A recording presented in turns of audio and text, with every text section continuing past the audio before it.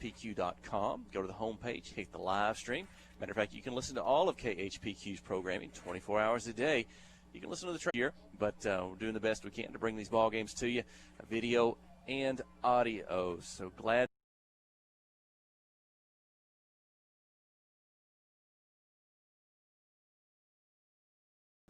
With a record of 1 win, 3 losses, 0-1 in conference play.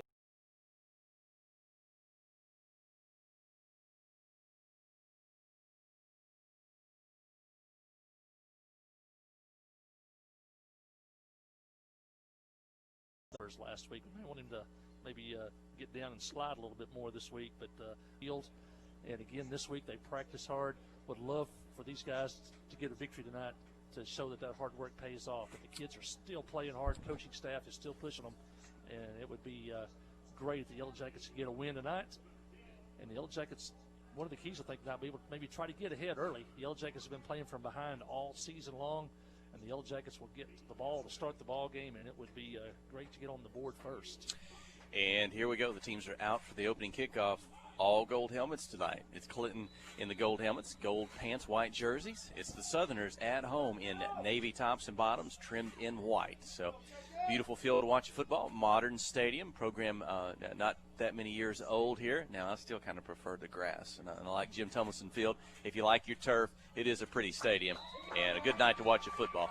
Southerners going to try to onside kick. They are not successful. Yellow Jackets going to cover the football at their own 46. They're going to open up with good field position here tonight for their first offensive drive of the night. As you said earlier, Harley Tobin, the sophomore quarterback, into the ball game. Looks like his backs. I expect to see Jacob Hutto, Cody Davis. See Jasper Burgess going to split out to the right. Look for Brody Emberton, Blaine Emberton at the skill positions as well. And Tobin's going to open up at the shotgun. He'll be standing at his own 41-yard line.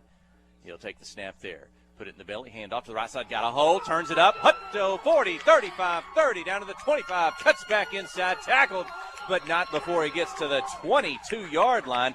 He's going to go for 32 yards on the opening carry of the night. He got through that line untouched and just raced down the field. As Coach Franklin always said, he's one of the quickest fullbacks that had hitting the hole. He hit the hole. The offensive line created a huge hole, and he got into the secondary and used that speed and all the way down to the south side 22-yard line. So you couldn't ask for a better start. Got a good crowd tonight here for the Yellow Jackets. Made the trip over about an hour and 15 minutes for the folks, and they're going to cheer the team on. Handoff again to the right side, has a hole, gets to the end, turns it. Nick Epley spins down near the sideline, and it looks like he'll get up to about the 15-yard line, about a 7-yard carry. He got to that end untouched before he turns it up, so that right side of that Yellow Jacket offensive line really sealed off that side. And so far, 2 runs, great blocks, and good yardage. Yeah, so far the Yellow Jackets have picked up where they left off in the second half against. Friday night at the stadium is not the time to worry about your finances. Let First Arkansas Bank and Trust ease your mind with their mobile banking capabilities. You can check your balance, transfer funds between accounts, and even find the nearest ATM for dinner after a road game. The free mobile app is available on the iTunes Store and Android Market. You can cheer loud and proud for the Yellow Jackets because First Arkansas Bank and Trust has you covered. See a branch for more details. Equal Housing Lender, member FDIC. Ozark Health has taken medical imaging to a whole new level. Even if your primary care or specialist is located somewhere else, Ozark may have had to go all the way down to his ankles to make the tackle all the way up at the 11-yard line. So the first play from the line of scrimmage for the Southerners, that's going to go after add that up 24 and 39. I think that's 63 yards on the throw and catch. It was yards after the catch because I think he caught the football behind the line of scrimmage, but had some speed, and the Southerners now set up at the Yellow Jacket 11-yard line, back in the shotgun. One back to the right, a couple of receivers, one on each side. Hand off to the left side, trying to get in the end, stretch it out just a bit, tackled sideways up at the 9-yard line. Well, I mentioned this Batesville Southside offense. They came into the season with 2 sophomores they were going to go with. They finally settled in game 2 of the quarterback they were going to use. He was injured last week. He's out probably for the year. Their best running back is also out. Also, their best wide receiver is out, and they also have a defensive lineman out. They have 4 key players out of tonight's ball game. Shotgun, snap now on the near hash on the visiting side. Taking their time, 15 seconds on the play clock. Look to the sideline back, may have checked the wrist. Handoff, right, left, back in the middle, into the end zone. It's a touchdown for the Southerners. It only took 3 plays, took a few seconds less than a minute and a half, and we've got a chance to be tied up here. It's Clinton 7, Southside 6. Justin Manhattan on the straight-ahead 8-yard run for the touchdown. I was watching early here. Batesville Southside does have quite a bit of speed, looks like. And they'll attempt the extra point here, chance to tie it, and both teams have scored. And we've only played 3.5 minutes of this one. And the Southerners will kick an extra point. They will not elect to go for a 2-point conversion. Trying to get people on the field. They finally do with 8 seconds on the snap clock. The snap, the hold, the kick. It's up, and it's good. We're tied at 7, 8:29 in the first. You're listening to KHPQ in Clinton High School Sports. Towing and recovery is the last thing you think about until you really need it. Then you really want the best. There's only one name to call, Justin's Collision Repair Towing and Recovery. They have the largest and latest model recovery fleet in North Central Arkansas. From small towing to heavy-duty towing, Justin's Collision Repair Towing and Recovery on Highway 65 in Clinton is the one to call, 745-2992. That's Justin's Collision Repair Towing and Recovery, 745-2992. At First Security, we're proud of our home state. That's why we created a website that's all about Arkansas, just like us. Visit onlyanark.com for local travel, food, culture, sports, and so much more. You'll find everything from unique festivals to weekend plans to prize-winning recipes you'll pass off as your own. It's all in one easy spot, onlyanark.com. For all things Arkansas, visit onlyanark.com today. Brought to you by First Security, member FDIC.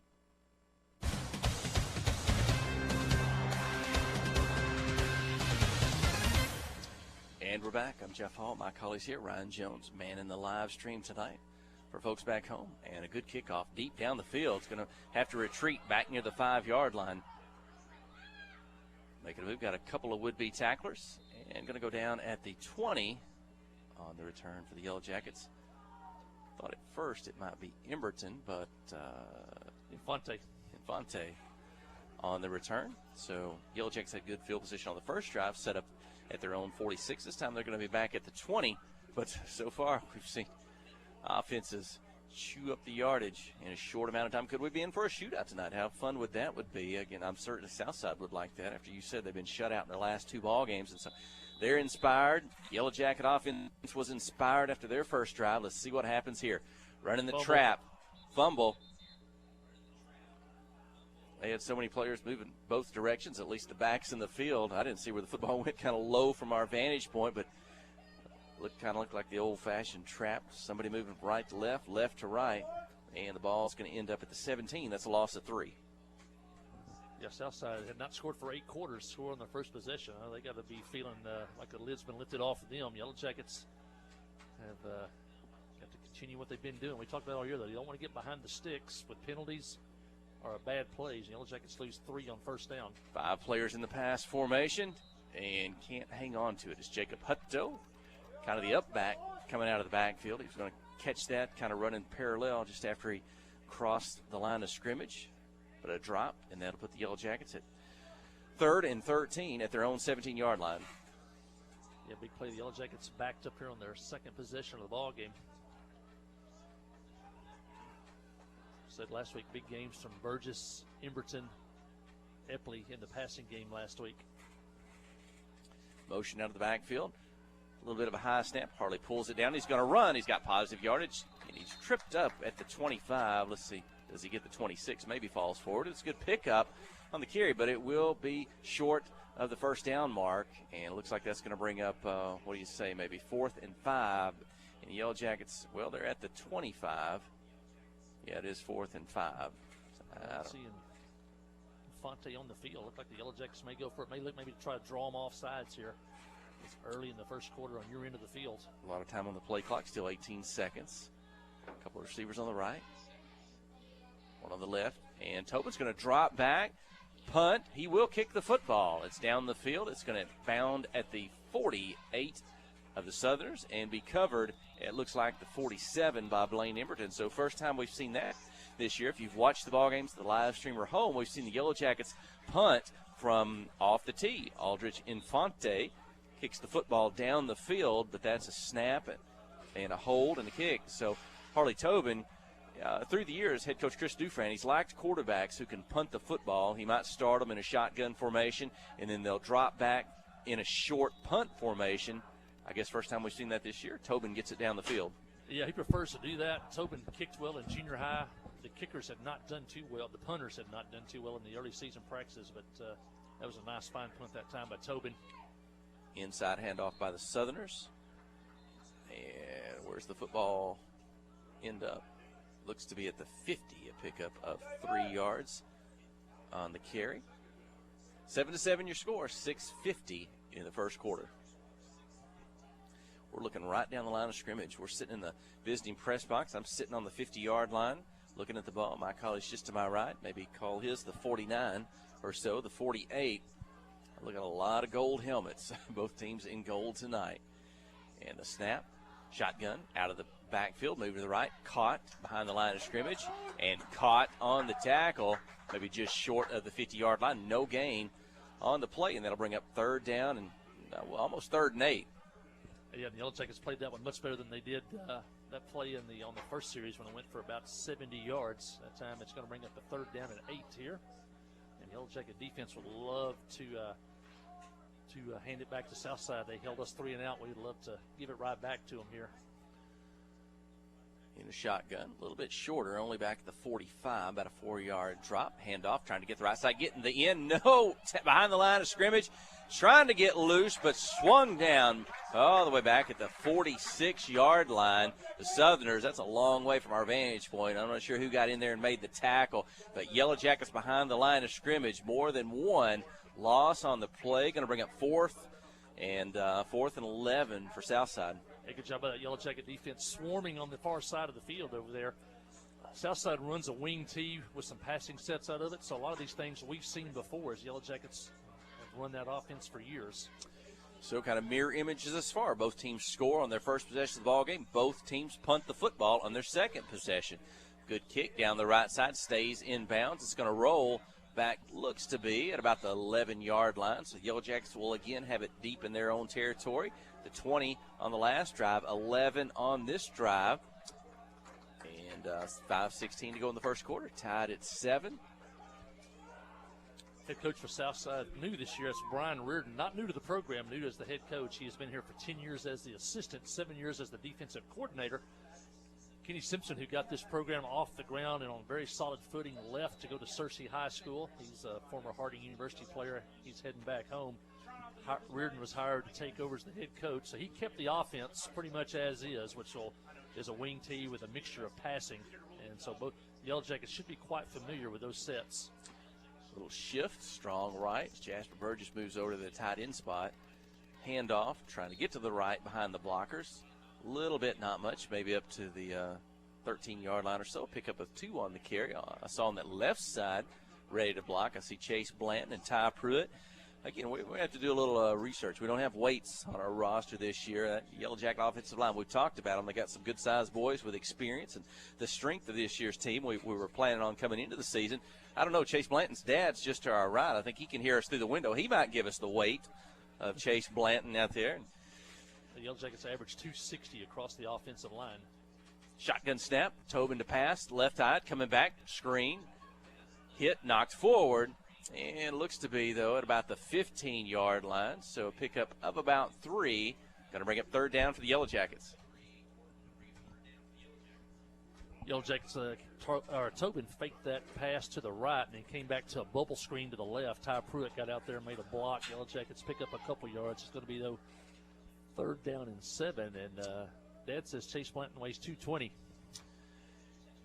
And, you know, he may be one of the smaller linemen out there. When it has to line up next to Ty Pruitt or Austin Hoyle or some of those guys out there. Shotgun snap, Tobin to pass. Left side deep, down the side, he's got it. To start a drive.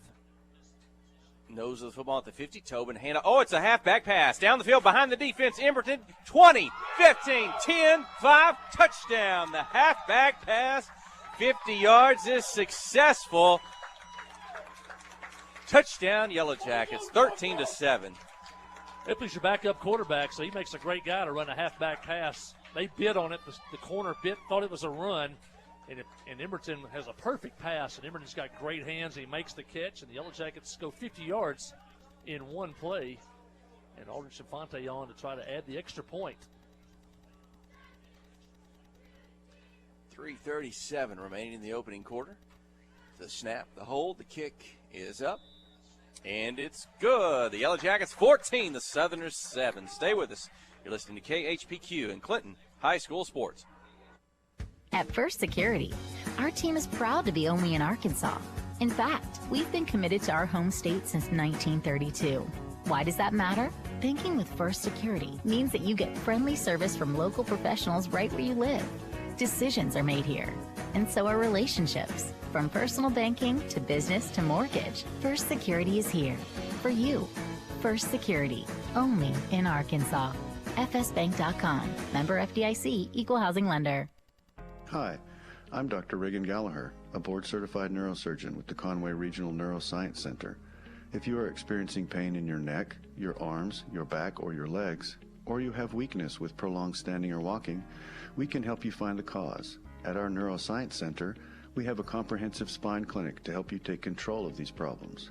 For more information, visit our website at conwayregional.org or call 501-932-0352. You can always talk with your primary care physician about a referral to Conway Regional Neuroscience Center.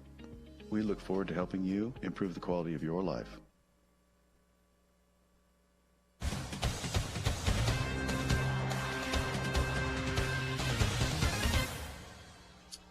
Here we go, Yellow Jacks to kick off from the 40. Fonte. A little bit of a fake. Will it be an onside? No, he's going to kick it down the field, deep down the left side, fielded at the 15. So he's going to try to get behind a wedge there, turn it back up, move to the left, try to get to the sideline. Diving low, Nick Epley able to make contact at the 35. So it's going to fall forward. Well, they give him the 36. Epley on the tackle.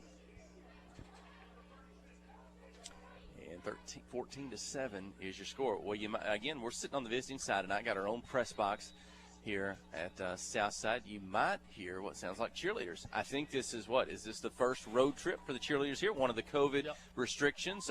Prior cheerleaders maybe not traveling. I think kind of COVID actually ran through the Clinton cheerleaders themselves, but they're on the road. They're here tonight. Yeah, I think the AAA lifted the restriction on the cheerleaders. They're here tonight.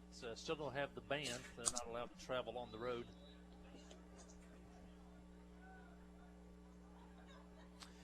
And the Southerners fumbled on their last series from the first play from the line of scrimmage. Quick pass right side, caught, driven backwards, needing some help to come in and make the tackle up at the 40-yard line and pick up a 4.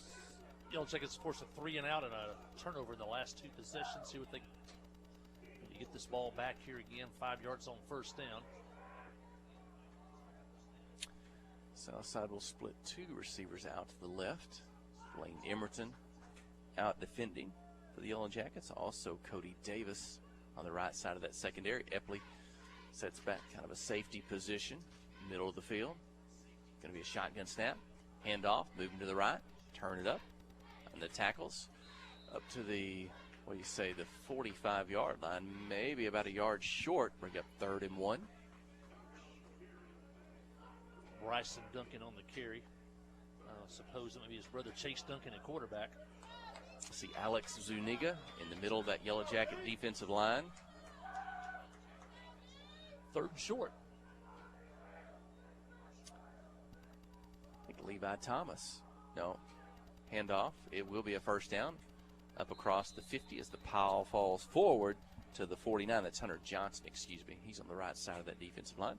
Big Hunter, always get to visit with him out at Walmart, where he works during the week. And matter of fact, I talked to him this week. He was he was really encouraged and saw the good things that happened in the ballgame last week, despite the loss against Central Arkansas Christian. And just thought, hey, if they keep that up, and they got some good things ahead, and he was in good spirits, and looking forward to the next game. Shotgun snap, a little bit high, pulls it down, looking to pass, 45. Down the right side, deep pass, a little bit behind the defense. And it can't pull it in up at the 15-yard line. Incomplete. Second down and 10. I think both teams are loading up the box. The Yellow Jackets are loading up the box. Jester Burgess, who normally plays safety, he's up at almost at an outside linebacker defensive end spot. And it's only going with 4 guys in the secondary. Both teams are trying to force the other team, or trying to stop the other team's run game. And so Southside thinks this may be the best offensive line they've had since they've started football about 12 years ago. Yellow Jacket 49, shotgun snap, put it in the belly, moving right to left. Gets behind a blocker, tackled forward up to near the 42-yard line, maybe just short there. I think Josh Witt on the tackle. We've been calling Josh Witt's name in ball games, and sometimes he stands out, makes those solo tackles. Yeah, that defensive line for the Yellow Jackets. Josh Witt with 12 tackles last week. He and Jester Burgess for the interception were definitely the defensive stars of last week's game. They're lined up side by side. That's a right defensive tackle for Witt, kind of a defensive end, outside backer for Burgess. Handoff up the middle. Trying to utilize their line, as you said, maybe one of those strengths that they think they have this year. They'll be close to a first down. The official is he going to stop the clock for a measurement, or is just trying to get a good eyeball on it? They'll put the football down.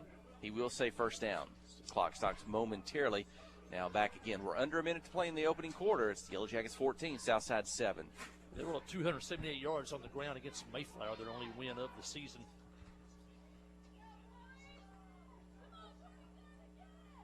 They signal the plays in. They check their wristbands, look for the call coming in from the sideline. Handoff right to left, double handoff. Back to the right. Yardage, spinning, up. Ball pops out at the end. I don't think it was down. Looking for the signal from the sideline. They're conferring, and I think they will say the runner was down. So kind of had a double handoff. I thought for a moment it was a fumble, but the second back was right there to take the football. It was going to be about a 10-yard gain, and as he spun, it kind of looked like one of those plays. I thought he was kind of falling backwards, and so maybe his knees weren't going to hit the ground yet when the ball popped out, but the officials say they did, and the ball is down. It's the first down for the Southerners. Yeah, you're hoping he was going to fall on top of a Yellow Jacket, maybe not touch the ground, but he did, and the ball popped loose, and it was ruled down. Double handoff, Yellow Jackets have used that in the past. At the 28, to the right side.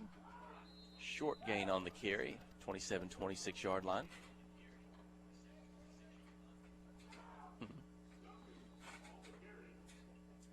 The final play of the quarter. Oh, I got you.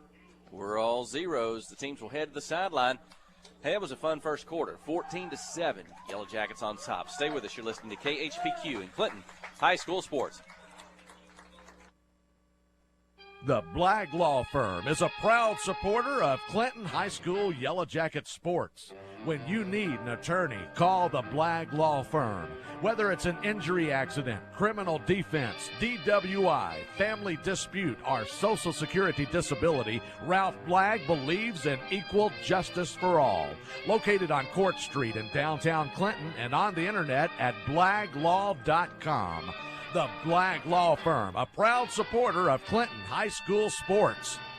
You know, life here wouldn't be the same without a sense of community. This is a wonderful place to live. The home of the Chuck Wagon races, Greers Ferry Lake, and of course, Joe Lee Chevrolet.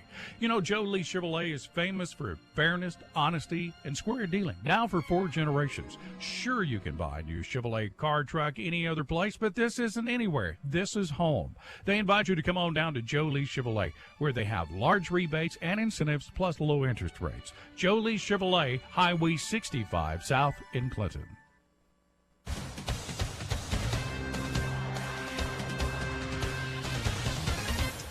Thanks to Ralph Blagg, all of our sponsors. Ralph and I spent some time together this week. We were in court together and had a good visit. Glad he could be a part of the program tonight. I'm Jeff Hall. My colleague is here.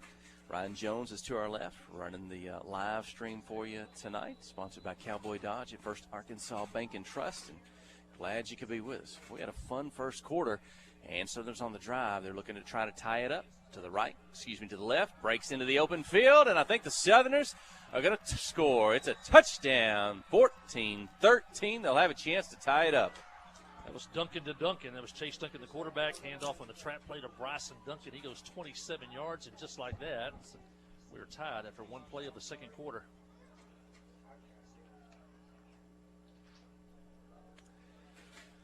28 yards.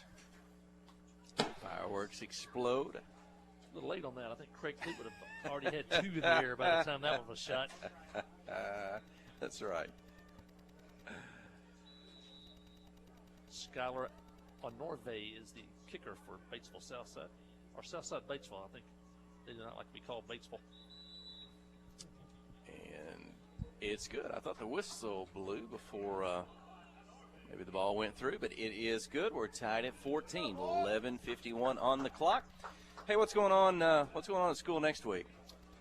Man, we got all kinds of stuff going on next week. Monday and Tuesday, the Clinton Yellow Jackets, the Clinton Yellow Jacket Booster Club will host the district tennis tournament. 5 teams from this district coming from as far away as Fayetteville. Haas Hall, located in Fayetteville, they'll be there along with other teams from the district. That'll be Monday and Tuesday at the Racket Club at Fairfield Bay. I believe Monday's action starts at 9 a.m. and Tuesday's action starts at 10 a.m. Lady Yellow Jacket volleyball team is scheduled to be at home on Monday against Southwest Little Rock.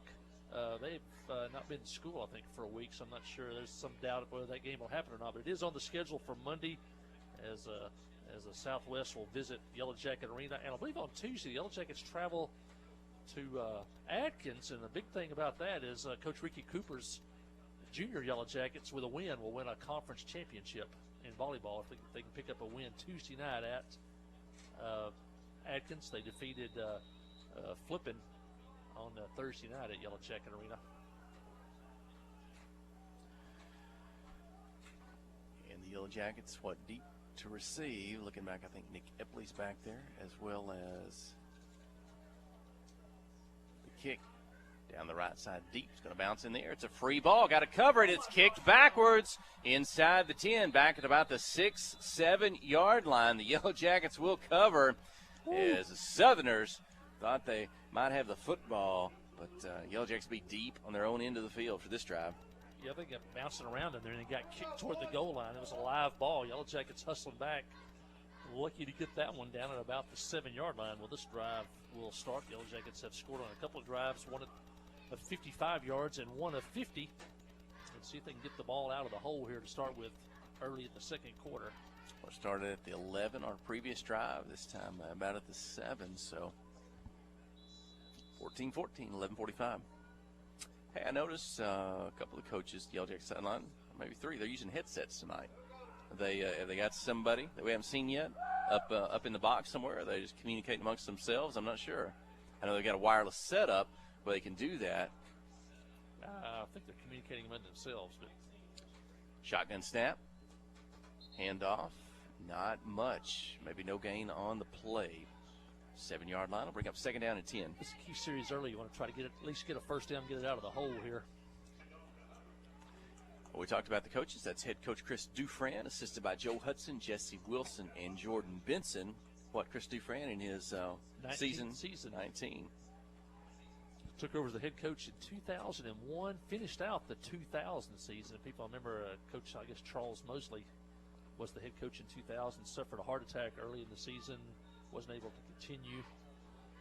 And Chris Dufran was the interim coach, then became the head coach in 2001, 126 wins ago. Shotgun snap. Tobin Rose to the right, stops, looks back to the left, the right. I think he tried to avoid being sacked in the end zone. He throws the football. It's a forward pass. It hit the turf. I don't know if it went past the line of scrimmage. I'm not sure if that matters in high school football. The Southerners grab it. They take it into the end zone. I don't know that it's a touchdown. Could it be grounding? Definitely should if not be an incomplete pass. Southside thinks they have a touchdown. I could see intentional grounding for the end zone. Could be a safety. The officials will huddle up and confer. Ryan Jones need to replay, my man. That's right. We do have. I don't know if we've advanced that far yet. We do. I think we do have replay capacity, but. I mean, we have a replay button, but I don't know what that does. Have to back it up on the Cowboy Dodge First Arkansas Bank and Trust live stream. Will be an intentional grounding. It occurred in the end zone, and it will be a safety. And head coach Chris Dufran is out on the field. I think he wants an explanation. And the official will come over. They'll talk about it. If it stands, it'll put 2 points on, as you said, and it'll be 16-14. Coach Dufresne does not like the call. I'm not sure if he thought he had a receiver in the area. But Southside will take the lead at 16-14. They will get the football after a free kick. Yellow Jackets will have to kick from the 20-yard line. Well, we were just talking about head coach Chris Dufresne. I don't know. His parents haven't got to travel up this year, I don't think, for one of the games. And I know they might be keeping up with us back at home. I wonder if they get to watch the live stream this season. They've been watching the live stream, but they also have one of the grandsons. Tonight is the first Friday night that you can play football in the state of Louisiana, and he's playing tonight. So somewhere close to West Monroe. Keep an eye on that game tonight, but I'm sure the Dufresnes are listening in down in West Monroe, Louisiana. They may have the dual setup, maybe in the stands watching one game, got the headsets on, hopefully listen to this game. If so, we got a good one. It's 16-14. We're early in the second quarter, so. I mentioned the Yellow Jackets came here in 2010. The game was close late in the first half, and Jake Hink tackled a Southside player in the end zone for a safety, and from that point on, the Yellow Jackets pulled away for the victory. So these are here, and we had a safety at home against Pulaski Robinson. After a safety, it's a free kick, and that will originate from the 25-yard line. Kick it down the field. Nice return. Middle of the field, back to the 35, the 30. Breaks out to the right side, the 25, the 15, the 10. Tackled out of bounds. Tackle by the Yellow Jackets by Austin Lynch, and a big return by the Southerners. Going to take it all the way down to the Yellow Jacket 5-yard line. Southside may have some injured players, but they definitely have a lot of speed on the field for sure. That kid there was racing down the field. Caught the ball on the line. That definitely is a different advantage. Catch a line drive kick. You already got it on the run. And of course, the Yellow Jackets had a disadvantage. They had to line up at the 20-yard line, and now Southside takes over at their 6. And this Yellow Jacket defense, they could come up with something here, would be huge. Hey, if you're watching, well, we switch. We're doing dual cameras. We got a cameraman right down on the field, right at the action. We got the camera up here in the press box, hand off left side, trying to get to the end, race to the end zone, touchdown. Southerners, first 2 points, now 6 in just 2 plays, and they're going to go up 22-14 on the Yellow Jackets. 10:31 in the second quarter. It's that wing T play to the left, Bryson Duncan on the handoff. Chester Burgess had a shot in the corner. Looked like it almost might have been a holding call. No flag was thrown. That sealed off the corner. And he gets into the end zone in one play, and now Southside is up by 8, chance to go up by 9.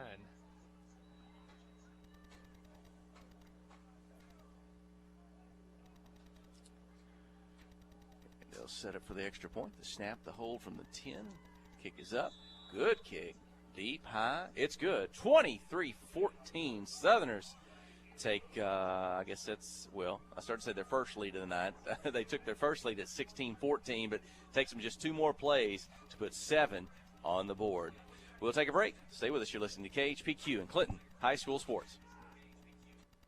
Friday night at the stadium is not the time to worry about your finances. Let First Arkansas Bank and Trust ease your mind with their mobile banking capabilities. You can check your balance, transfer funds between accounts, and even find the nearest ATM for dinner after a road game. The free mobile app is available on the iTunes Store and Android Market. You can cheer loud and proud for the Yellow Jackets because First Arkansas Bank and Trust has you covered. See a branch for more details. Equal housing lender, member FDIC. FL Davis Cash Lumber, your Ace Hardware store, is a proud sponsor of Clinton Yellow Jacket Sports. FL Davis Cash Lumber can help with your electrical, plumbing, paint, tools, hardware, and flooring needs. They're a full-service hardware store and lumber yard. FL Davis can provide you with everything you need for your residential or commercial projects. The knowledgeable staff is always on hand to answer your questions. Visit FL Davis Cash Lumber, your Ace Hardware store. Same place, now Ace. The all-new Cowboy Chrysler Dodge Jeep Ram and Clinton is gearing up for football season. Yep, we've got a huge lineup of Rams that are sure to fit all of your tailgating needs. So put on that lucky jersey and score huge savings during the summer clearance event. Can't wait to see you at the all-new Cowboy Chrysler Dodge Jeep Ram and Clinton and at cowboycdjr.com.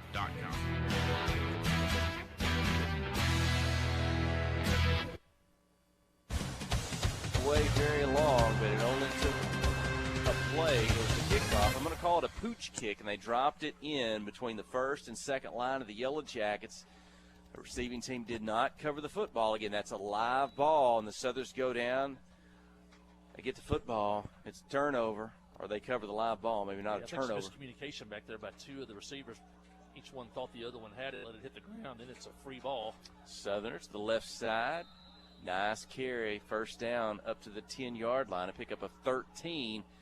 And the Southerners looking to strike again after they move the lead out to 23-14. Definitely with some momentum now. You can see momentum really picking up on that offensive line for Southside.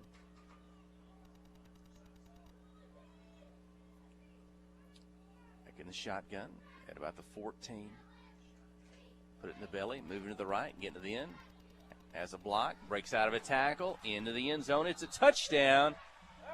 So a good blocking screen by the Southerners, but also kind of breaking out away from an arm tackle. There is a flag behind the play. This one may be coming back. Maybe a hold. That's the call. So they didn't put 6 points on the board yet, and this one is coming back. 23-14. It'll back it up 10 yards from the point of the foul. The official will walk back to the 19-yard line. So it'll be a net loss of 9. We'll keep the down the same. It'll be first down. So it's first and goal from the 19. Southerners ball in the near hash. That's the visiting side. So Yellow Jackets get a second chance here to keep the Southerners out of the end zone. Can they take advantage of it? They're in 4-down territory. They won't pick up a first down. Inside, double handoff, right, left, up the middle, and across the 15, maybe the 14, Jacob Hutto, and also Zuniga, I think, on the tackle. That one took just a minute to develop, kind of that inside trap, maybe when it starts right, left. I didn't see if the lineman pulled, but just when you think maybe there's some traffic there, just kind of a hole opens up. They burst through the middle of the field. And pick up 5. Wingbacks. They got the traditional wingback, looks like one of the Drake boys. And that number 30, the other wingback, he weighs 205 pounds. He's more like a fullback. This time it's a pass, left side behind the line of scrimmage. Going to run back to the right, all the way to the right, trying to get near the sideline. Turns it up, stays on his feet, positive yardage. 2 or 3 Yellow Jackets take him out about inside the 10. Well, that was an interesting pass. He might have had some linemen up ready to block on that left side, almost like a screen as he caught the ball from the line of scrimmage, but he ran all the way back across the right side of the field. Now he's going to get positive yardage all the way up to the 7-yard line, where it'll bring up third down. I don't know, maybe the Southerners, again, they've shown some speed. They've taken advantage of the Yellow Jackets, and maybe some of those skill players, maybe they think they're going to outrun the Yellow Jackets across the field.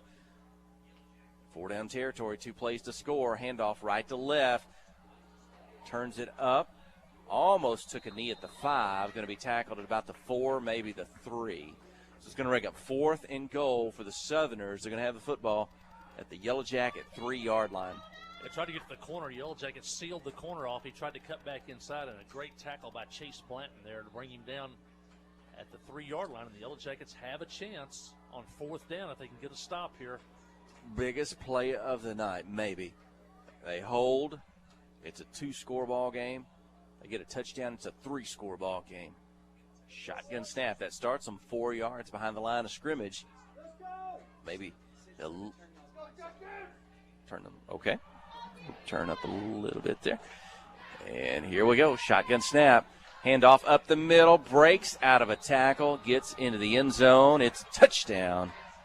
Touchdown for the Southerners. 29-14 is the lead. Man, initial hit at the line of scrimmage.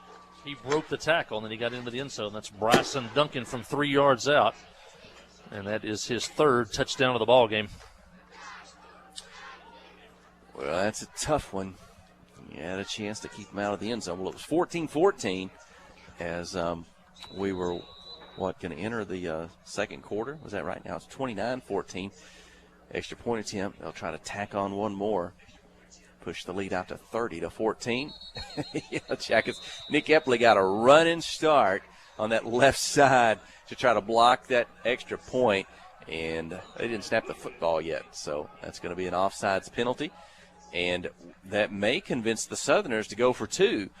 That'll bring the football from the 3 to the 1.5. They're going to swap personnel. They're going to go for it, I believe, for the 2-point conversion.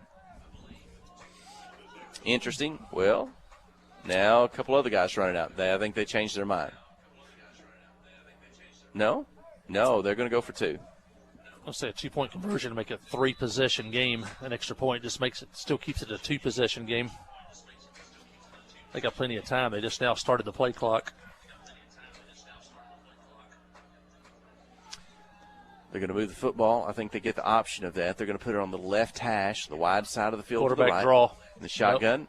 It's inside handoff. Puts it in the belly and into the end zone. The 2-point conversion is good. It's Southside 31, the Yellow Jackets 14. A break in the action. You're listening to KHPQ and Clinton High School Sports. The all-new Cowboy Chrysler Dodge Jeep Ram and Clinton is gearing up for football season.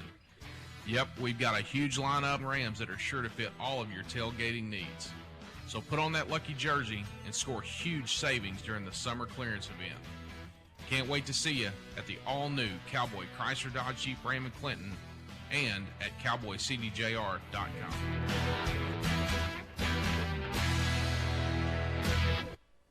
Strong, dependable, ready for anything. The Clinton Yellow Jackets know what it takes to make a great team, and Grassroots Equipment is proud to support them.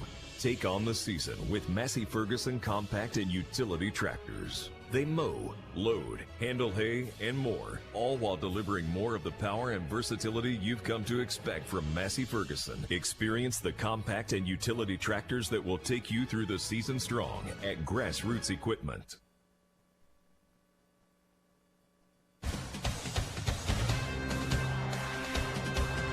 Just turn left. Glad you could be with us on the live stream at the KHPQ Sports channel on YouTube or streaming live on the KHPQ Facebook page. You can watch the broadcast. You just saw the Southerners kick the ball into the end zone. That's a touchback. The Yellow Jackets will have it out. What is that going to be, at the 20 or the 25? They'll have it when we come back. Also got a field camera down on the field tonight, so you're kind of watching right now, just looking out from field level. You know, we're in a press box on the visiting side, but we're a little bit lower to the ground, certainly, than we are at Jim Tomlinson Field. And so sometimes it's hard to see the numbers because there's too many players in the way when the ball's on the far side of the field. But the one thing we do, we get a good vantage point of the blocking and the line and the players getting to the end. Several times I can see that when they try to get around or seal off to the end, or when that opens up and what they can do. And you can see those backs follow their blockers kind of from field level and maybe kind of see what they're seeing. So an interesting vantage point. Shotgun snap, put it in the Hutto. He's going to get to the right side, turns it up. He's going to get across the 30. Looks to be up at about the 32-yard line. So a first down on the first play of the series. Once again, running behind that right side of the offensive line. That's how the game started, on a run by Jacob Hutto. Looked a whole lot like that one early in the first quarter. And the Yellow Jackets definitely have got to get something going here, as this game has really turned, tied at 14. Now it's 31-14, Southside Batesville. Blaine Emerton splits wide left in front of that Yellow Jacket sideline. Cody Davis is in the backfield. There's 3 receivers on the right side of the field. Harley Tobin, the sophomore, is the quarterback. He's in the shotgun. Pass left side, Emerton. He's got it at the 40, the 45, across the 50, up to the 48-yard line. A pickup, what's that going to go, 21 yards on the throw and catch from Harley Tobin. Gave him a cushion. I saw that on film last week, all those catches that Blaine made. He had a cushion that time, came back, caught the ball, and then made a good move. Get by the defender and pick up more yardage. Caught it at about the 42-yard line. Gets down to the Southside 48. Great block by Ty Pruitt on the left side of that offensive line. Now under center goes Tobin. 2 backs behind him in the backfield. Motion right, left, out of the slot, in up the middle. It's Jacob Hutto to the 45-yard line. A pickup of 3. Bring up second down and 7. The Southerners, we were talking during the break there. I don't think they've shown necessarily that they can stop shut the Yellow Jackets down tonight. You think the Yellow Jackets are going to score. They just got to stop the Southerners a time or two, or kind of avoid a safety, some things like that, maybe get a turnover. There's still a lot of time left to play in this one. And you want to be watching here tonight right along with us. Yeah, we've probably given them 10 points. a safety, a fumble at the 5-yard line, and that led to also a 2-point conversion. Receivers on the right, pump fake left. Now it's deep down the field, trying to make it up the 20. It's a jump ball, and the Southerners have an interception. An interception back at the 20, a little bit underthrown as Harley. I don't think he meant it to be a jump ball, but he throws it down the field to the 20, and Emerton kind of had to come back a little bit, try to get over the top of the defender and either catch it or knock it away. But it will be intercepted, and what, is that the second turnover of the night for the Yellow Jackets? They turn to left, have the defender in his face. Pass was a little bit underthrown. I'm not sure if they actually ran the right route that they wanted to run. Coach Dufresne wasn't too happy with it, and a turnover again for the Yellow Jackets. That'll be their second. So just what you don't want, what we were talking about, is give it right back to the Southerners, and they'll try to make something positive happen. I think the tackle behind the line of scrimmage goes up with the hand and grabs up around the shoulder pads to take the Southerners down. That may be a horse collar tackle. I think traditionally that's when a player, you grab them by the back of the neck of their shoulder pads and their jersey and kind of pull them down from behind. There's a chance of an injury with that. I don't know how it's going to bend your legs and bend your knee coming back. So they look for that. That's a penalty. Now, I don't know on that one. I did see up around the shoulder pads or the top, and is that the call? It looks like it's going to be a 15-yard penalty against the Yellow Jackets. These turnovers have cost the Yellow Jacket defense. Have to be on the field a lot of time here in the second quarter. Southside really just sticking to that wing T offense. We've seen the Yellow Jackets do that over the years, and they start wearing people down. That's what Southside's starting to do to us right now. If we got to get a stop and get them off the field. Shotgun snap, handoff, moving to the left, turns it up inside. And up to the 42-yard line. Pickup of 7 on the carry, and that brings up second down. Plays look similar, maybe like you said on that play when you get those linemen set up for the block, that back coming. Kenny Simpson was considered one of the foremost authorities on the wing T offense. He's put out several coaching videos and books on the subject. Now he's doing that at Searcy. Shotgun snap, coming back to take the handoff. Right, left, turns it up inside, breaks out of the pack and across the 50 up to the 48-yard line. A pickup of 10 on the carry, and it's a Southerner first down. Right now they got us on our heels.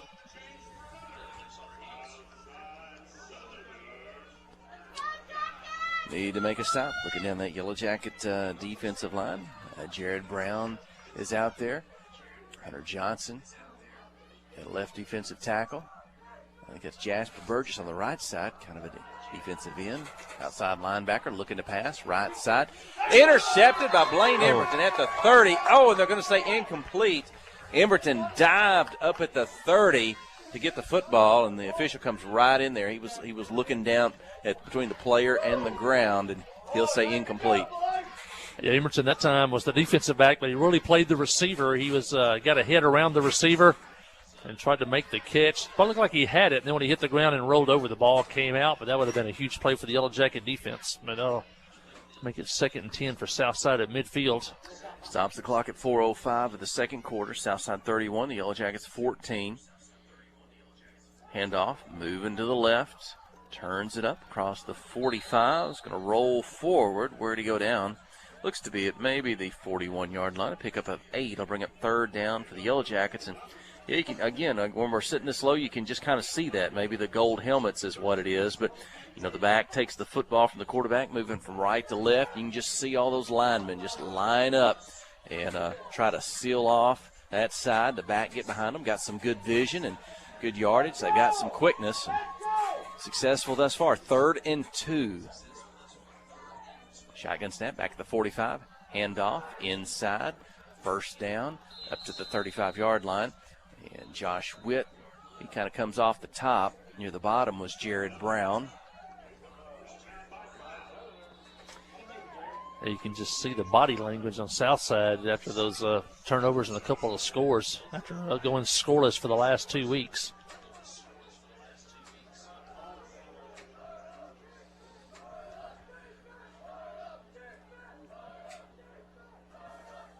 First down, looking to pass, left side, caught, kind of screens up across the 30, maybe the 33. Quick out. They've probably seen that on film. Some teams have used that on us this year. Yellow Jackets did a good job that time of getting to the ball. Picks up 5 yards on first down. Again, they don't huddle the Southerners. The linemen will kind of get up, get set. The backs, play gets signaled in. They'll check their wristbands. Handoff, left to right. Turns it back up inside. And the tackle by Josh Witt. Short of the first down mark. I believe it'll be 3rd and 1. Josh Witt may be on his way to another 12-tackle ball game tonight. Well, Josh got great feet, got a good motor. Only a junior. He may be a preseason pick for some postseason honors come next year. I think Southside leaned forward, moved early. So 3rd and 1 will become 3rd and 6. They may be in 4-down territory. That means that likely to go for it, even if they get to 4th down, pick up a first. I don't know if they're not probably in field goal range yet if they were to try such. But it's 3rd and 6, and the football's at the 32-yard line. And Josh Witt has to come out of the game here to the near side.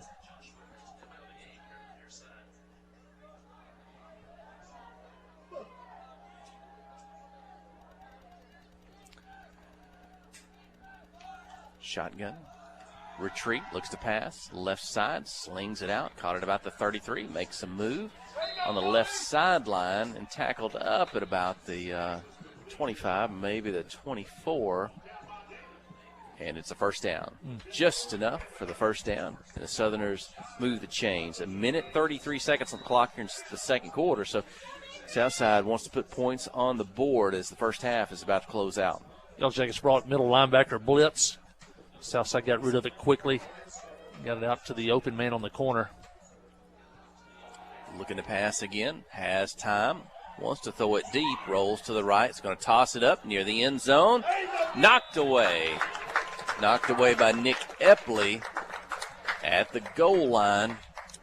It's incomplete. Good play by Epley. Big tight end was a kind of a corner route, a flag route, and Epley stayed with him and knocked the ball away as it got there, and that'll be 2nd and 10. 1:11 left here in the first half. Southside all 3 timeouts, though, so the clock is really not a factor here.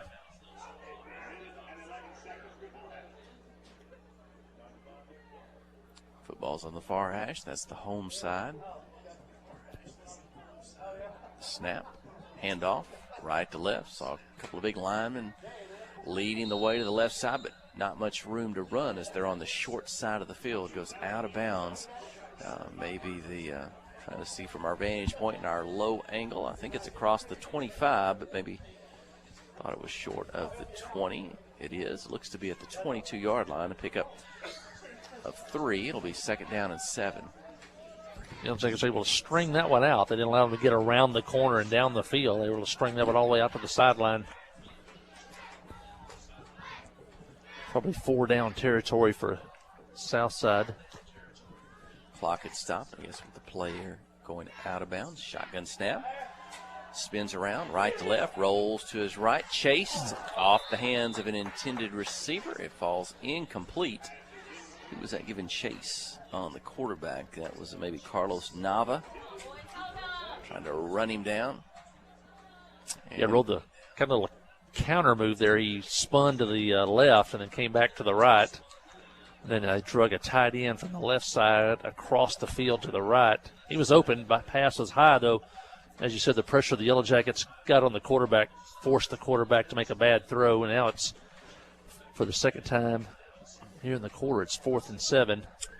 You know, earlier it was 4th and 3, but that was up near the goal line, resulting in a touchdown. Now it's 4th and 7 from the 22, but maybe just as big. The defense needs a stop. The Southerners keep them off the scoreboard here with just over a minute remaining in the first half, and it looks like they're going to take a timeout, leading 31-14, facing 4th and 7, The Yellow Jacket coaching staff going to huddle up the players out on the field. Maybe defensive coach Joe Hudson. See what he can dial up here. Jesse Wilson in the secondary. Jordan Benson, what's his duty? I'm not sure if Jordan's on the duties on the defense side of the football. Head coach Chris Dufran, and boy, they need to stop here. Definitely trailing 31-14. This game was tied at 14. And now they have scored, 17 straight points, leading 31-14. Been a while since we've been here. Southside wasn't even a town the last time we were here, and they filed for incorporation and became their own city with police force and city government, and they are definitely a growing school here on the high above the hill above Batesville. We mentioned, we get a break, we'll talk about how they're one of the biggest 4A schools in the state. Out of the timeout, they have 2 remaining. Facing 4th down and 7 are the Southerners. They're going to put a receiver out on the right side, 1 on the left, shotgun 1 back in the field. They got a slot on the right. And it looks like 4 receivers in the pattern. Roll the right, throw it down near the left hash. Knocked away. Incomplete. Nick Epley again. 2 knocked down passes on this drive, both at the goal line. They keep the Southerners from putting points on the board here with a minute to go in the first half.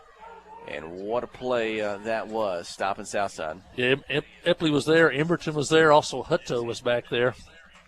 And so they'll turn it over with 1:04 left. The Yellow Jackets still have 3 timeouts. If they could get a touchdown here before the half and cut this thing to 10, take some momentum into halftime.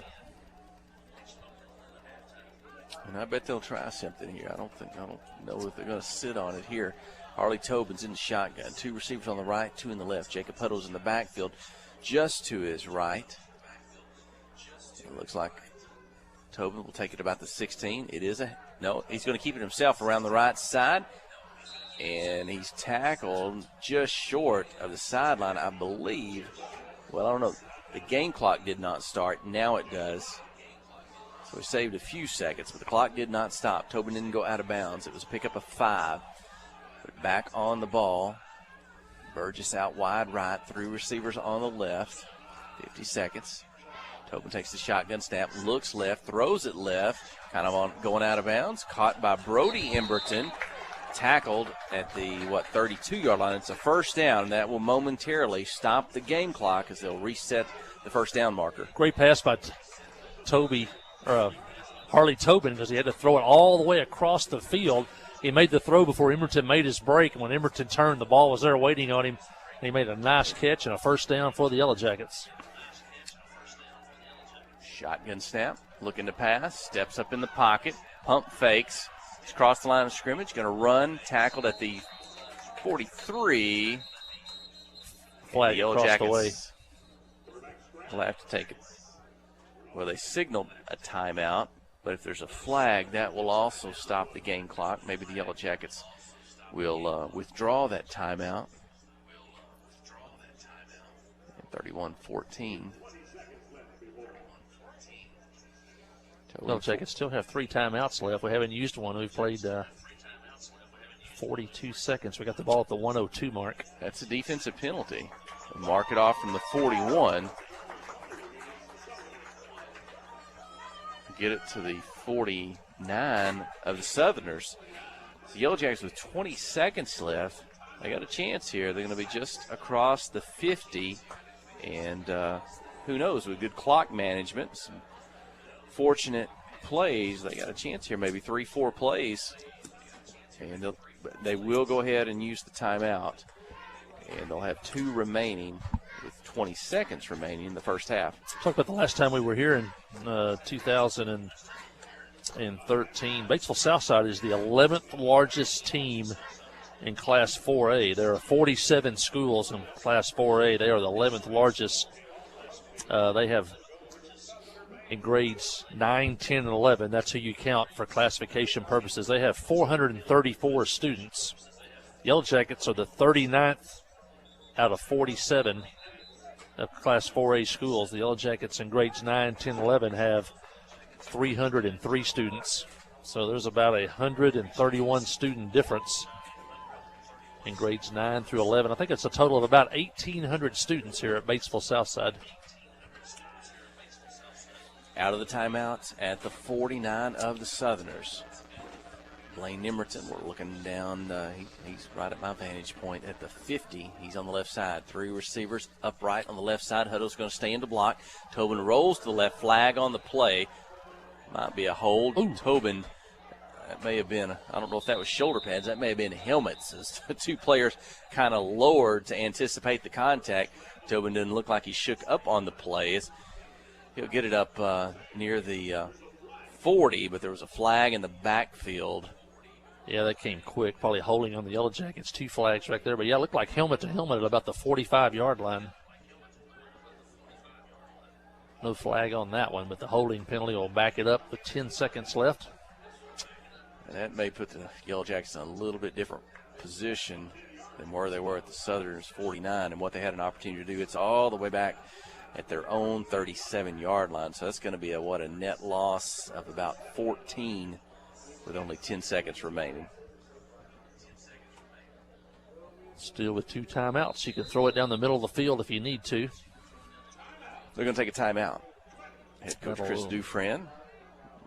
Say might as well. You still had 2 left. If you had positive yardage here under 10 seconds, you still got a timeout to stop the clock, so nothing to lose here. Trying 31-14. Yellow Jackets will be on the road next week to play the Little Rock Mills for the first time, I would assume, in school history. And unless they played back in the 50s and 60s, I think it was Fullerton and somebody else went together to make Little Rock Mills. Boji Hester, living back in Clinton, and the grandkids in school. He is a graduate of Little Rock Mills, and so he can tell us a lot more about that next week. And but if the Yellow Jackets have ever played them in their history, it was probably one of those schools that made up Little Rock Mills. Hey, so maybe a fun trip on a Friday night. Folks might want to leave early and pick up a good meal. Maybe if we were with our old travel buddy Jeremy Carson on some time to time, if we left early, maybe we'd have a good meal in Little Rock and enjoy that. Out of the timeout, 10 seconds remaining. Epley in motion to the right, going to throw it back to Emberton, gets behind his blockers, and a good tackle at the 39. And that'll do it for the first half.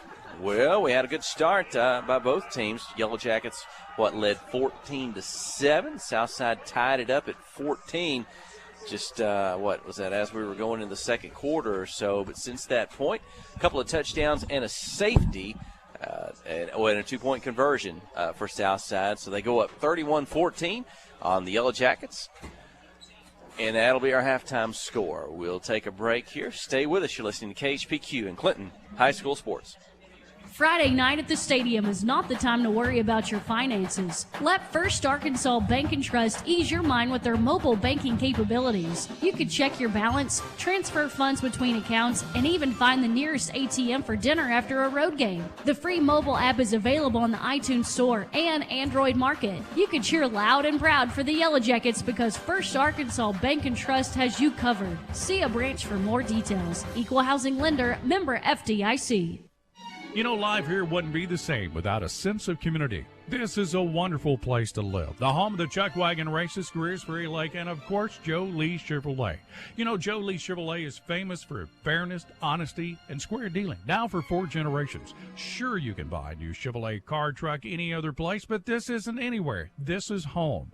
They invite you to come on down to Joe Lee Chevrolet, where they have large rebates and incentives plus low interest rates. Joe Lee Chevrolet, Highway 65 South in Clinton. Towing and recovery is the last thing you think about until you really need it.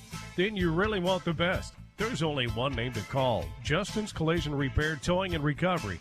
They have the largest and latest model recovery fleet in North Central Arkansas. From small towing to heavy-duty towing, Justin's Collision Repair Towing and Recovery on Highway 65 in Clinton is the one to call, 745-2992. That's Justin's Collision Repair Towing and Recovery, 745-2992. Wherever the river flows and however the game goes. The River Company is a proud sponsor of Clinton Yellow Jacket Sports. Just like in sports, you want someone who has your back. The professional team at the River Company Insurance does just that. They'll work hard to find you the most coverage at the best possible price. Whether it's business, farm, ranch, personal, or automotive, the team at the River Company will get you exactly what you need. Sports is a team effort, so come join the team at the River, formerly S&P Insurance. Friday night at the stadium is not the time to worry about your finances. Let First Arkansas Bank and Trust ease your mind with their mobile banking capabilities. You can check your balance, transfer funds between accounts, and even find the nearest ATM for dinner after a road game. The free mobile app is available on the iTunes Store and Android Market. You can cheer loud and proud for the Yellow Jackets because First Arkansas Bank and Trust has you covered. See a branch for more details. Equal Housing Lender, member FDIC. The live broadcast of tonight's Yellow Jacket football game is brought to you by these Yellow Jacket boosters: Krause Saw and Supply, TLC Bookkeeping, Regions Bank, Elite Automotive, Artelco, Miller Sanitation, Scarberry Insurance, Lana's Flowers, Clinton Drug, CarQuest, Warren Chiropractic and Wellness Center. Thank you to all of these Yellow Jacket boosters for sponsoring tonight's football game.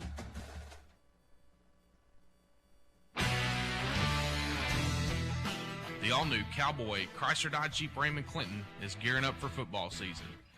Yep, we've got a huge lineup of Rams that are sure to fit all of your tailgating needs. So put on that lucky jersey and score huge savings during the summer clearance event. Can't wait to see you at the all-new Cowboy Chrysler Dodge Jeep Ram in Clinton and at cowboycdjr.com.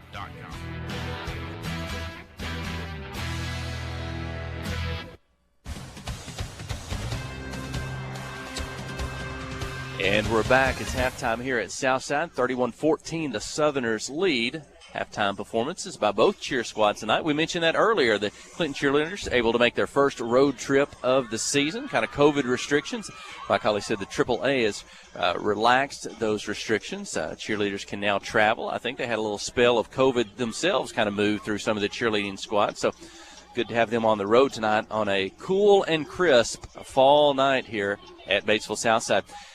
Hey, you know, one of those guys, we don't get a chance to talk to him. I don't know if we ever have while the game's going on, but he's got a halftime break tonight. He's come up from the field. It's Brody Dufran. Brody, the ball boy, longtime ball boy for the Yellow Jackets, and we'll talk about that and his vantage point maybe from the field tonight. But he does this on Friday nights. But on Thursday night, he's on the 7th grade football team. I think they're coming off a victory last night. Congratulations. Thank you. And tell me a little bit about your 7th grade season thus far. Well, we've won most games, and we've tied. And we're looking all right. Yeah. Now, your team, your squad, your class there, you've had a lot of success coming up through the Pee Wee program, Yes, sir. 4th, 5th, 6th grade. Did you have some Super Bowl championships along the way? I hope. Or I mean back then when you were on the Pee Wee Yes, squad? sir. We had two. Yeah, so you guys are used to winning and playing. So tell me some of those guys, name some of those guys on your team. Sam Standridge, Rylan Jones, Kanan Lester, Colton Warren, and that's like Yeah, so I know. I'll catch you off guard. They won't have to name them all. You're quarterbacking the team, is that right? Yes, sir. Yeah? You guys like to run or you like to pass? We mostly run, but a little passing. Yeah? You got some linemen there that can block as well? Yes, sir. Yeah. You got a favorite play? Well, we have this one where we read on a pass play, and I really like that one. Okay. You ever get to do the quarterback bootleg? No, sir. No, not yet. Keep it yourself, but do that. You know, your older brother, Fielder Dufran, had a 3-year career as a high school quarterback for the Yellow Jackets. He was a lot of fun to watch, and so it's good to have another Dufran coming up through the system. And early, and Southside had a big second quarter. They got the lead 31-14. It's kind of the game, though, you feel like we're not out of it. We feel like we can move the ball on them. We certainly got to stop the Southerners a time or two, maybe force some turnovers. Anything that you think that we could do in the second half, anything differently, or what do we need to focus on? For sure. Stop the running back. It looks from the press box like they've got some speed. Yes, sir. And those guys, and they run kind of a similar offense to us, kind of in that wing tee, and sometimes we're a little bit low tonight in the press box. So when they hand that ball off, I see those big linemen coming around leading that block. Yes, I mean, sir. that's what it looks like that we do a lot of times with our big linemen. And boy, when they get a good block there and they get a hole, those backs they're hurting us a little bit. Yeah, they're trying to cut up and then kick back out. Right. Well, you'll be doing that on Thursday nights for the 7th grade squad. Yes, sir. And hope folks will come out and see you. Well, Yes, thanks, sir. Brody Dufran, for joining us. I'll let you slip away. Yes, sir. Thank you. Hey, we'll take a break. Back to the studio. You're listening to KHPQ in Clinton High School Sports. Ozark Health has taken medical imaging to a whole new level. Even if your primary care or specialist is located somewhere else, Ozark Health can perform your medical imaging. And all images are reviewed and interpreted by our board-certified. But Ava is here tonight, too. Yeah, and your cheerleading sponsor this year? Jamie Williams. Yes, she's actually having a baby. That's very exciting. We're all excited to have a little mini Jimmy around. Jamie back for another season as the cheerleading coach here at Clinton High School. So certainly glad to have that. Now, Haven, you're not only a cheerleader, no, you're an athlete around the school. Have you got other sports going on right now as well? We actually have basketball at 5 a.m. in the morning, every single morning. And then we have our afternoon school practices. And that's where we lift weights every day. We run the track. We shoot every day. And then our practices in the morning are like 2 hours long, and then we go to school throughout the day. Wow. Well, we've not had a chance, I don't think, to interview the new girls basketball coach at Clinton. We kind of wait towards down the end of the football season and give a little basketball preview. So we still got a few weeks before we go to that. But excited? Very excited. I'm ready to go. These past years have been pretty rough, but this year we're going. Hey. Well, we've certainly had fun through the years. You're I don't know if you like it or not, but you're Stolzfus number 3. I mean, you're following in the footsteps of your older sisters, Haley Stolzfus and Hannah Stolzfus, and so we called their names for years out on the basketball floor for the Yellow Jacks. We've called your name for the last couple years, and so I know you're probably primed for that senior season. Yes. It's time to follow in their footsteps. Well, good. Well, glad you girls are here tonight and cheering out. You even broke out the pink pom-poms tonight. Yes, breast cancer awareness. Kind of sometimes, I guess, seems like in the month of October, or some schools doing that. So here we are on October the 2nd and helping raise awareness for that. Flying by. That's right. Better make the most of it and make good memories. Sad. Well, we need to cheer us on to victory in the second half. We got to overcome a deficit here. But I think the boys, last week they were encouraged and had a good game last week in Central Arkansas Christian. Again, came up short, but really saw some good things built on that. Hopefully the morale is good and they can keep playing hard, and maybe some good things are going to happen. You can definitely tell that they are improving each game. They have been struggling with all the seniors that have graduated, but you can tell that they're working really hard and trying to get there. Right. Hey, we're not too far off from homecoming, are we? No, next week. Load, handle hay, and more, all while delivering more of the power and versatility you've come to expect from Massey Ferguson. Experience the compact and utility tractors that will take you through the season strong at Grassroots Equipment. F.L. Davis Cash Lumber, your Ace Hardware store, is a proud sponsor of Clinton Yellow Jacket Sports. F.L. Davis Cash Lumber can help with your electrical, plumbing, paint, tools, hardware, and flooring needs. They're a full-service hardware store and lumber yard. F.L. Davis can provide you with everything you need for your residential or commercial projects. The knowledgeable staff is always on hand to answer your questions. Visit F.L. Davis Cash Lumber, your Ace Hardware store. Same place, now Ace. At First Security, we're proud of our home state. That's why we created a website that's all about Arkansas, just like us. Visit onlyinark.com for local travel, food, culture, sports, and so much more. You'll find everything from unique festivals to weekend plans to prize-winning recipes you'll pass off as your own. It's all in one easy spot, onlyinark.com. For all things Arkansas, visit onlyinark.com today. Brought to you by First Security, member FDIC. The Blagg Law Firm is a proud supporter of Clinton High School Yellow Jacket sports. When you need an attorney, call the Blagg Law Firm.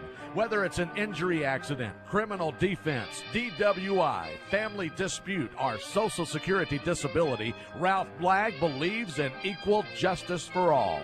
Located on Court Street in downtown Clinton and on the internet at blagglaw.com. The Blagg Law Firm, a proud supporter of Clinton High School sports. Towing and recovery is the last thing you think about until you really need it. Then you really want the best. There's only one name to call: Justin's Collision Repair Towing and Recovery. They have the largest and latest model recovery fleet in North Central Arkansas. From small towing to heavy-duty towing, Justin's Collision Repair Towing and Recovery on Highway 65 in Clinton is the one to call. 745-2992. That's Justin's Collision Repair 52992. FL Davis Cash Lumber, your Ace Hardware store, is a proud sponsor of Clinton Yellow Jacket Sports. FL Davis Cash Lumber can help with your electrical, plumbing, paint, tools, hardware, and flooring needs. They're a full-service hardware store and lumber yard. FL Davis can provide you with everything you need for your residential or commercial projects. The knowledgeable staff is always on hand to answer your questions. Visit FL Davis Cash Lumber, your Ace Hardware store. Same place, now Ace. Friday night at the stadium is not the time to worry about your finances. Let First Arkansas Bank and Trust ease your mind with their mobile banking capabilities. You can check your balance, transfer funds between accounts, and even find the nearest ATM for dinner after a road game. The free mobile app is available on the iTunes Store and Android Market. You can cheer loud and proud for the Yellow Jackets because First Arkansas Bank and Trust has you covered. See a branch for more details. Equal Housing Lender, member FDIC. You know, life here wouldn't be the same without a sense of community. This is a wonderful place to live. The home of the Chuck Wagon Races, Greers Ferry Lake, and of course, Joe Lee Chevrolet. You know, Joe Lee Chevrolet is famous for fairness, honesty, and square dealing. Now for 4 generations. Sure, you can buy a new Chevrolet car, truck, any other place, but this isn't anywhere. This is home. They invite you to come on down to Joe Lee Chevrolet, where they have large rebates and incentives plus low interest rates. Joe Lee Chevrolet, Highway 65 South in Clinton.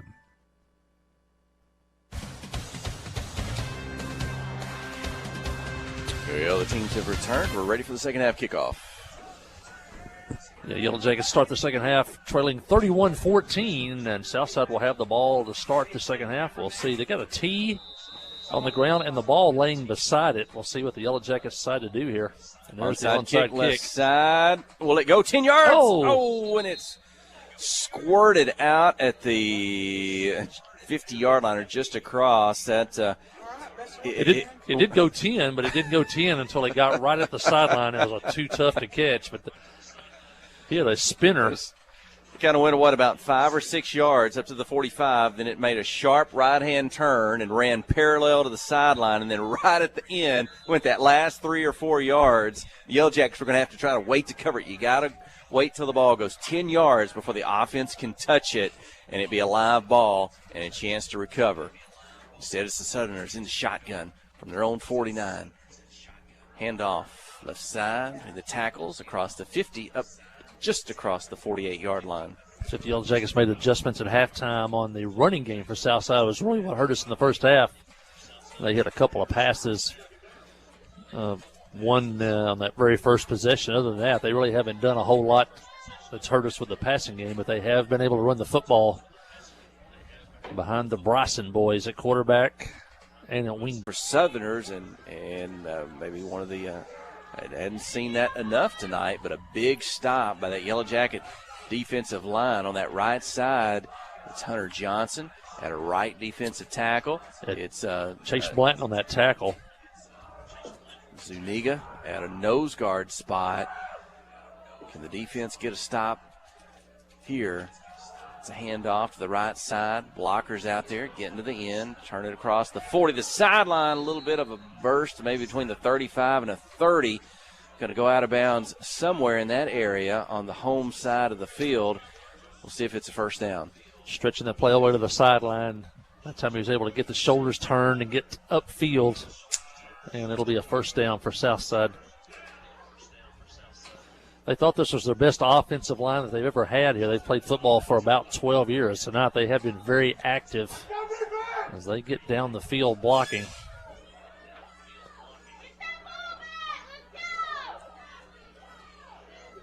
That's the Yellow Jacket fans you hear coming over the radio from our mics. We're on the visiting side, got our own press box tonight, got the windows open. Fans just in front and below us on the top row here. Handoff right side. If you're watching I'm going to say if you're watching on TV, at that time you could see those two pulling the guard and tackle, both of them pulling that time as the lead blockers. You get out on the corner, then you try to outnumber the number of defensive players on that side of the field. Picks up 4 on first down. Good crowd tonight for the Yellow Jacket fans making the trip over to Independence County. Yeah, if you're leaving Clinton, you can either go around Greers Ferry Lake to the Fairfield Bay and around to Greers Ferry West Side. Handoff. Oh, tackled in the backfield. Let's call that a solo tackle for the Yellow Jackets. Chase Blanton again. Chase Blanton. Loss on the play. Going to bring up 3rd and long for the Southerners. Yeah, Duncan's met Blanton twice on this series. It's 3rd down and 8. Just to finish that thought, our folks on the south side of town, they may go to V Branch across to Greers Ferry. Once you get there, go over to Drasco, and then you're about 23 miles from Southside Batesville here. Hand off to the right side. Blockers again behind the line of scrimmage. Couldn't hang on. They'll get back for some positive yards. Going to bring up 4th down for the Southerners, trying to see who was hanging on in the backfield. Yeah. Almost a tackle for a loss. Yeah, Alex Zuniga had him in the backfield. Couldn't get him on the ground. He kept those feet churning. And he picked up a few yards. Going to make a 4th down. And what, about 4 yards here. And the Yellow Jacket defense needs a stop in the worst way.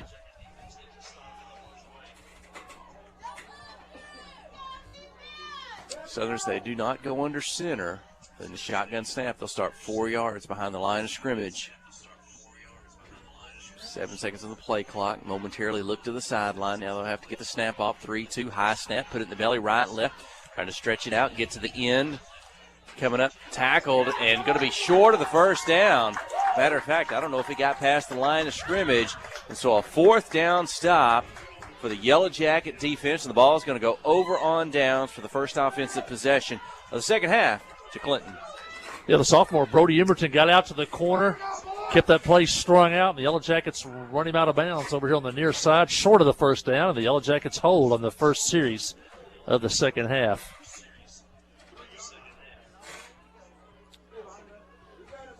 Ashton Hoyle and Carlos Nava on the right side of that offensive line for the Yellow Jackets. Alex Louder going to snap the football. It'll be a shotgun snap. Back to Tobin. Hand off. The left side breaks through the line, up across the 30, maybe the 31. Jacob Hutto on the carry, and an 8-yard pickup.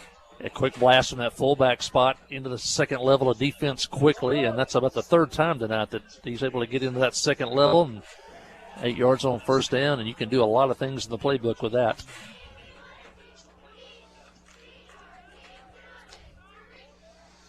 If you're watching home, we got a monitor here in the booth, and that is a tremendous shot there that Ryan Jones has, and the KHPQ live streaming sports. Got the sideline camera as well. High snap. Tobin pulls it down. He's going to get the right side out of bounds. That might have been a busted play. I don't know. He pulled it down and then just took off to the right, kind of on his own. And might have got back to the line of scrimmage. It's going to bring up, I don't know, maybe he picked up a yard or two. It looks like it. And it's going to be third down. And 2. Long 2, maybe. Scoreboard showing 2, but probably closer to 3.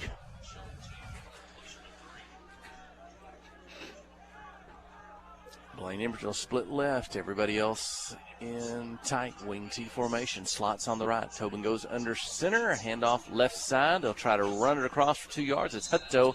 I think he'll get it up to the 34. That would be a pickup of 3. They'll unpile, and the official says 1st down. One of the officials tonight was our lead volleyball referee last night, so we've seen him 2 nights in a row. And he said he was residents over at Fairfield Bay. He's the line judge on the far side of the field.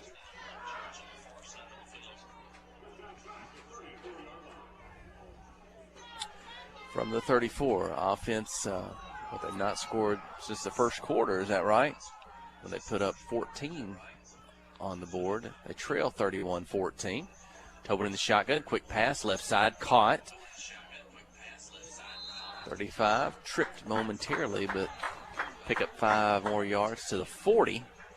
Get the ball to Nick Epley in space, by handoff, by pitch, or by pass, whatever it takes.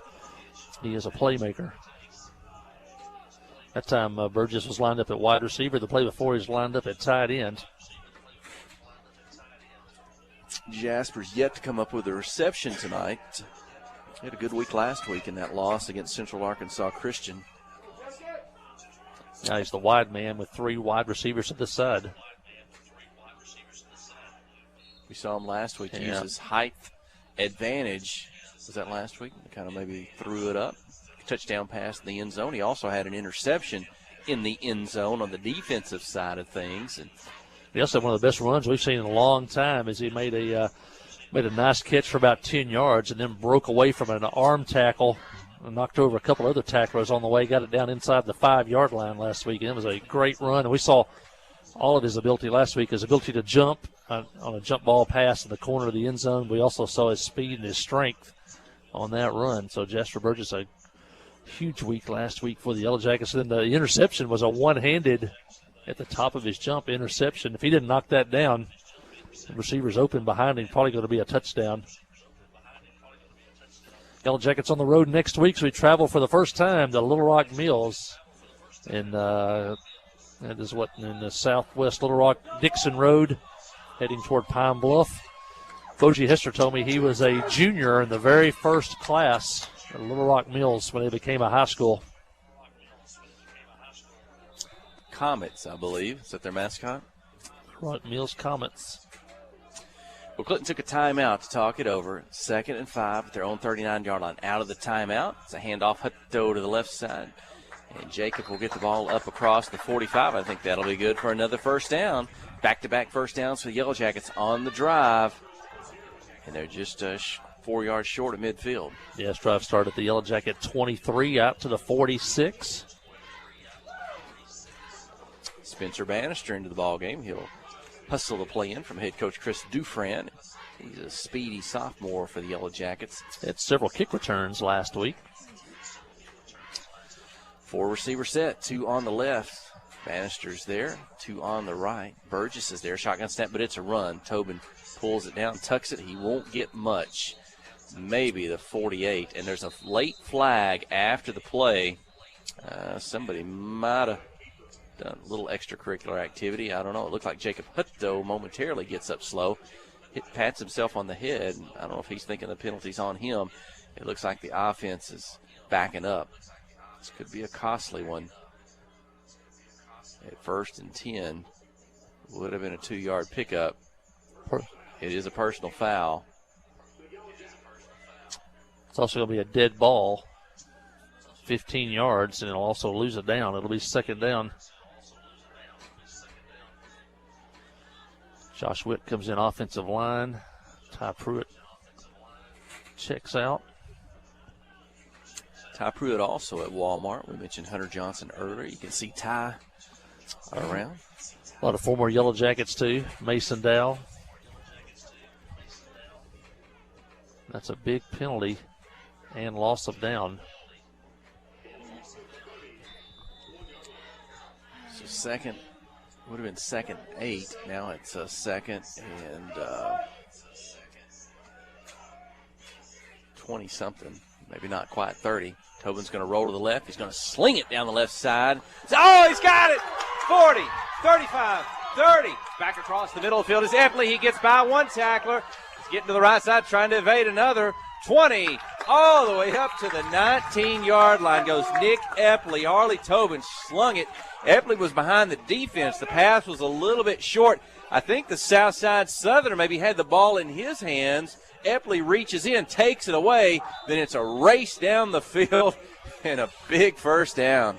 Yeah, that was second down and 26. No sweat. Yellow Jackets get a first down.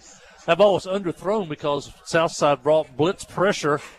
It was underthrown, and Epley come from behind and basically stole the ball from the defensive back, and then he was off and running and gets all the way down to the 20-yard line. Yellow Jackets, can they strike fast? Hutto, big play, 10-5. Looks to be up the 3, maybe the 4-yard line. Jacob Hutto on a 16-yard carry, and Yellow Jackets going to try to punch it on in. By the way, that throw and pass was for 49 yards. And now the Yellow Jackets have new life. With 4 minutes, 30 seconds remaining in the third quarter, 31-14 is the score. Neither team has scored as of yet in the third. The Yellow Jackets looking to be the first. Tobin's under center. Louder the snap. And was it Hutto straight ahead? Nothing there. Might have lost a yard if the play began at the 4. I've got the official on the side at the 5. That's a tough play. They were run blitzing. So that's added another defensive player into one of those gaps up front. So Southside guessed right. The Yellow Jackets went with a fullback dive. Second goal. Spencer Banner splits wide left. Everybody else in the wing tee. Brody Emberton's the slot on the right side. Ball's on the near hash. Visiting side. Tobin turns, spins. He was going to pass or run. Instead, it's a Southerner in the backfield at the 15-yard line. Harley Tobin didn't have a chance on that one as he took the snap and had a Southerner wrapped him up quick. They brought the middle blitz again. That time he got to the quarterback for the sack, and the Yellow Jackets down near the 5. Now they're out near the 14. Now 2 straight plays. They just brought a middle linebacker on the blitz, and the Yellow Jackets will probably have to go to the air. Third and goal. Can't get a first down. 2 plays to score, barring a defensive penalty. 2 receivers on the right, the short side. 2 on the left, are wide. Tobin's in the shotgun, Hose to his right. He's going to go out in the pattern. 5 receivers. Tobin's going to go to the left. He's going to throw it back across the middle. Touchdown! I think. No, is it an interception? I saw the defender go for the interception. No, and then I thought it went behind him. Still had a signal. To maybe Brody Emberton. It's a touchdown. It went through the defender's hands. Touchdown. It was also number 20, I believe. Okay. And then Brody catches it behind him, number 20. And the Yellow Jackets, Tobin rolls to his left. He throws good on the run, and that pass, he zipped it, I guess, through the defender. And a great job by Emberton to be able to catch it with a defender in his face. Snap, the hold, the kick. Yellow Jackets, 7 points, a touchdown. Their first since the first quarter. They've shut out the Southerners so far in the second half. They pulled within 10, 31-21 when we return. You're listening to KHPQ in Clinton High School Sports. The live broadcast of tonight's Yellow Jacket football game is brought to you by these Yellow Jacket boosters. Clinton Physical Therapy and Fitness Center, Clinton Stockyard, Pottery Shop, Canada Abstract, Dr. Kyle Hensley and staff, Main Street Florists, Clinton Real Estate, Johnny's Automotive, Webb Family Auction, American Home Pharmacy, PEH Supply. Thank you to all of these Yellow Jacket boosters for sponsoring tonight's football game. Are you suffering from painful varicose veins? I'm Dr. Brock King with Conway Regional Surgical Associates. I have been performing varicose vein surgery for the last 15 years. The benefits of this in-office procedure include reduced pain, increased mobility, better sleep, and much more. Join me at Conway Regional for a free vein mapping and get started with a treatment plan to fit your needs. Call 501-327-4828 for more information. Let's get you back on your feet. Schedule an appointment today. Infante to kick off. Onside kick last time. This time it's another There it onside is. kick. It's a bouncer. He'll try to cover it himself across the 50. Looking for the signal. Official come in. Nick Yellow Epley. Jackets covered the football. The onside kick successful. Infante kicks it? I think did he cover it himself? Epley got it. Epley? Yep.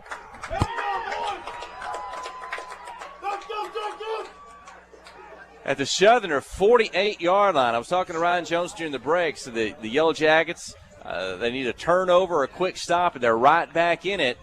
Well, that's just as good as a turnover. The onside kick successful. They put 7 on the board, and the offense has got it in their hands with 2:51 remaining in the third quarter. We've seen that before. Just kick straight ahead. It's almost like a bull rush. Looked like Southside almost backed off. And Ipley dove in there and got it, and the Yellow Jackets have it right back. Handoff, Hutto gets across the line up to the 42. A pickup of 6 on the carry. Had a good block at the line and a good burst. Good job. It gives us room on first down. This third quarter looks a lot like the second quarter in reverse, where the Yellow Jackets were on defense the entire, seemed like the second quarter. Now Southside has only had the ball one time in the second half. The Yellow Jackets down by 10. They have the ball at the Southside 42. Wing T, Emberton in the slot. That's Brody, but it's to Epley. He starts to the right, turns it back up in the middle. Not much room to run. Maybe he'll get to the 42-yard line. Still untangled. And bring up 3rd and 4. I think definitely 4-down territory if you get close. Just don't want to have a lost yardage play here. You just recovered that onside kick. You got the momentum in your favor. Landon Ross brings the play in for the Yellow Jackets, and he'll split wide right. Jasper Burgess. So Brody Emberton in the slot. They're both on the left side. Tobin to pass, drops back right, pump fake. He's going to sling it up just to try to get the first down for Epley. And he'll maybe pick up a yard or two as he had a tackler right on him after he caught the football, and he's not able to get just 3 more. I think it's going to bring up 4th and 3. Good catch by Epley in traffic, but there wasn't much there. Now the Yellow Jackets are facing a big 4th down. No huddle. They go without a back huddle. On the ball. 23 seconds. They may try to get the Southerners to jump, take a little time, maybe a little hard count, they say, by Tobin, mix it up. Southerners not going for it thus far. Timeout. Timeout Clinton. They'll take it with 1:06 remaining in the third. 31-21. You got a good shot right now on the KHPQ Sports YouTube channel. They had it on the field there momentarily. Now we're back up top out of the press box, sponsored by First Arkansas Bank and Trust and Cowboy Dodge. You know, I was Michael, you beat me here with the I was in a Cowboy Dodge. That I was what I started to say. I was telling where I need to go, and he said, "Well, just kind of turn in, kind of behind the visitor side, go all the way down, and park by the equipment truck and rig, and we got the gate open there. You can come right back in the Cowboy Dodge truck. You got the big silver Dodge out there that I pulled up next to, and everybody had a nice ride over." Yeah, great ride in the Dodge, pulling the equipment trailer, and that makes all the road trips. We thank Cowboy Dodge for that, for supporting Yellow Jacket football, for supporting all Yellow Jacket sports. They are such a great asset to the community. In the live stream tonight, hey, if you're just tuning in, or if you watched part of the first half and saw us get behind a little bit, where it looks to be maybe roaring back here in the third quarter, a touchdown, if they can pick up a first down here, and maybe add another, but tell folks they can listen on 92.1 FM or the live stream. Tobin's going to go under center. Big play, 4th and 3rd. Quick snap, handoff, right side, and the defense was in the right spot. They're going to meet Jacob Hutto behind the line of scrimmage, and the ball is going to go over on down. The 4th down opportunity, not successful for the Yellow Jackets. I think maybe they're hoping to catch Southside, maybe trying to play pass, but there was nothing there on that one as they got penetration on that right side of the Clinton offensive line, and Hutto was stopped for no gain, and that was you hate that one. The Yellow Jackets scored, got the ball right back at the Southside 48. Got to give Southside's defense credit for forcing a 3-and-out, but now the Yellow Jacket defense has to do the same thing.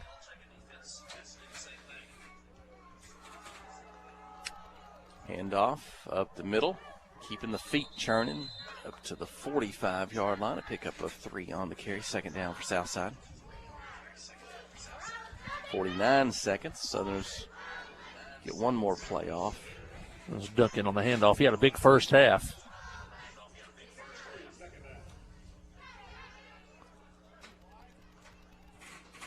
Yellow Jackets with only one timeout left. We still got another quarter to go. in the shotgun. Quick pass right side, behind the line of scrimmage. Starts right, turns it up, short of midfield. Taking a while to get them down. And Jasper Burgess comes out of the pile with a football. The whistle blew. The official's going to say it was a dead ball. That one might have been close. Jasper burst out of there with it, and he wanted to take it in for a touchdown, but officials blew the play dead, and the clock's going to blow the third quarter dead here from Southside. 31-21, the Yellow Jackets trail a final 12 minutes when we return. You're listening to KHPQ in Clinton High School Sports. Friday night at the stadium is not the time to worry about your finances. Let First Arkansas Bank and Trust ease your mind with their mobile banking capabilities. You can check your balance, transfer funds between accounts, and even find the nearest ATM for dinner after a road game. The free mobile app is available on the iTunes Store and Android Market. You can cheer loud and proud for the Yellow Jackets because First Arkansas Bank and Trust has you covered. See a branch for more details. Equal housing lender, member FDIC. Wherever the river flows and however the game goes. The River Company is a proud sponsor of Clinton Yellow Jacket Sports. Just like in sports, you want someone who has your back. The professional team at the River Company Insurance does just that. They'll work hard to find you the most coverage at the best possible price. Whether it's business, farm, ranch, personal, or automotive, the team at the River Company will get you exactly what you need. Sports is a team effort, so come join the team at the River, formerly S&P Insurance.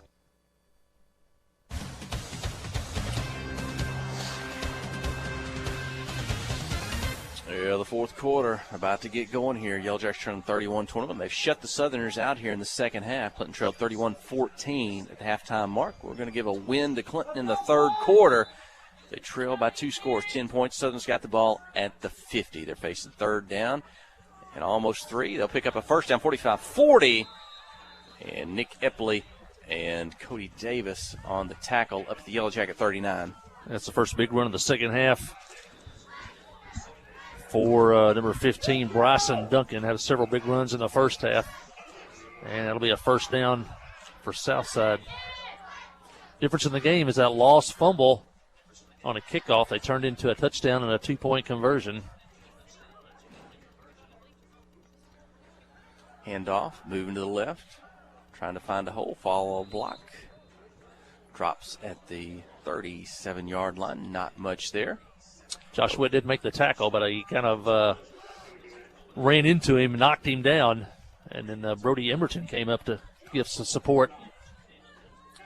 Pickup of 2. You know, we miss our stat man, Jeremy Carson, this year. He's moved on to Cabot High School, and he's doing stats for big time for Class 7A. We'll, just a minute, finish that. Shotgun back at the 42. Quick pass, left side. 35-30 down the sideline, 20-15 out of bounds. First down up inside the 20. We were talking during the break there, and I heard that commercial. Made me think of where Heber Springs is tonight, what they're at home against Stuttgart. Another thing we enjoyed with Jeremy is he's quick with the laptop there, and he could keep us updated on all the scores around the state and around the conference tonight. So a little bit more difficult for us to do this season, but see if we, I don't know if we'll come up with anything before the night's over, but Jackets need to stop, need a turnover. It's first down at the 21. Whistles blow, flag flies, and that's going to go against Southside. Southside may have lined up in the neutral zone. Coach wants an explanation, puts his arms out. What?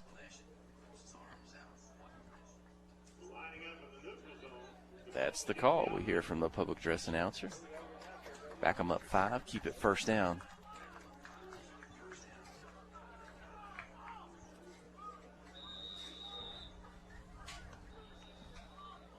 See Ty Pruitt out of the game. He's on the near side. Jared Brown in the game for the Yellow Jackets at nose guard. Handoff, the middle. Had a hand on him at the line of scrimmage. He may have still got a yard or 2 up to the 29. Josh Witt. 24, excuse me. Zuniga, Josh Witt on the tackle. Zuniga can get up slow. Alex Zuniga, the senior for the Yellow Jackets.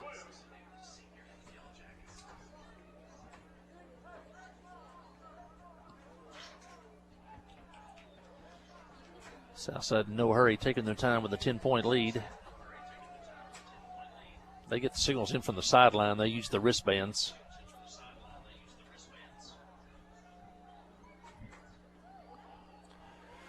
Hand off to the right. Stretch it out, turn it back up a little bit, up near the 20-yard line. And that really shows Josh, if you're watching on TV, that really shows Josh Witt's athletic ability.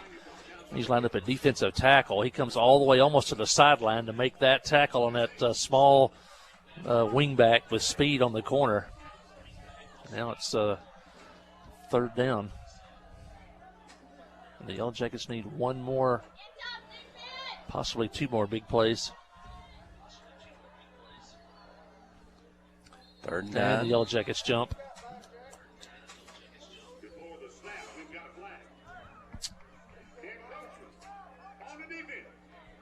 And Southside gave us 5 with an offensive penalty earlier. Now Clinton's going to give it back instead of 3rd and 9. It's 3rd and 4 and 4 down territory, like we like to say. Probably 2 plays to pick up a first down with the football at the 14.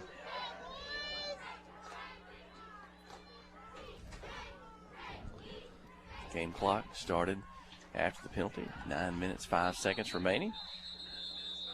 We got timeout. Try to save. But I don't know if they were getting down to the end of the 25-second clock. Or not 25-second, but it will be a timeout to Southside. Bogie Hester tells us that we don't need Jeremy Carson right now. Bogie Hester says that CAC leads Little Rock Mills 12-8 in the third quarter. That's surprising. CAC and Stuttgart were considered the favorites, co-favorites in the conference, and Mills has held them to 12 points. And Stuttgart leads Heber by a score of 42-0. That is in the third quarter of play. Thanks, Bogie.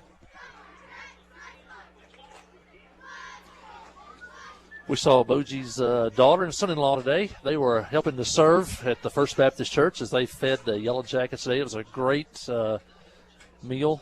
And Wes Newland, I think, made the barbecue. It was great. Miss Wanda was there in person with the hot rolls. Well, they're just legendary. And so she told me a funny story. Former Yellow Jacket Riley McDonald's, his roommates told him, don't come back unless you bring some of Miss Wanda's rolls with you. Inside handoff on the third. Ended up 3rd and 3. That's what the scoreboard said. It's good for a first down. 1st and goal for the Southerners. They're short of the goal line, but they got it all the way up at the Yellow Jacket 4, leading 31-21. The old-fashioned trap play out of the wing tee, and Bryson Duncan got the first down and more, and it'll be 1st and goal.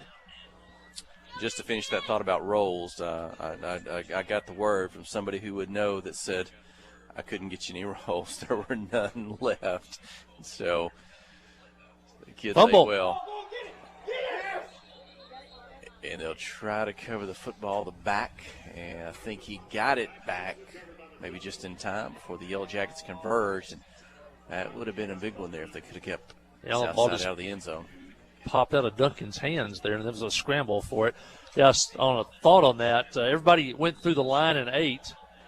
And then you could see some of the kids sitting on edge at the table after about 10 minutes. And when they said there's seconds, there was a bunch of kids that ran to the line. And I think one of the kids, by the way, was Phillip Jones.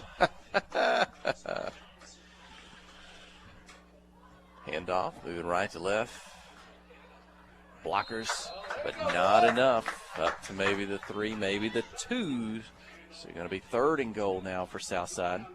Little Jacket defense has not quit. They've bent, but they're not making it easy on Southside if they're going to get this one in.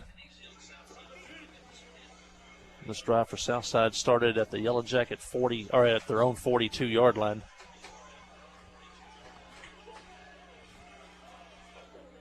Ball on the far hash. That's the home side. A long way from our vantage point. Handoff on the left side. Southerners lift their hands. They think they're in, and there's the official signal. Touchdown, Southside. 37-21 is the lead with 7 minutes, 48 seconds remaining in the ball game. Just barely got in, but that's all it takes. That was number 1 for Southside. That's Brian Sutton, a 5'8", 150-pounder. Or check that. That's Bryson Sutton.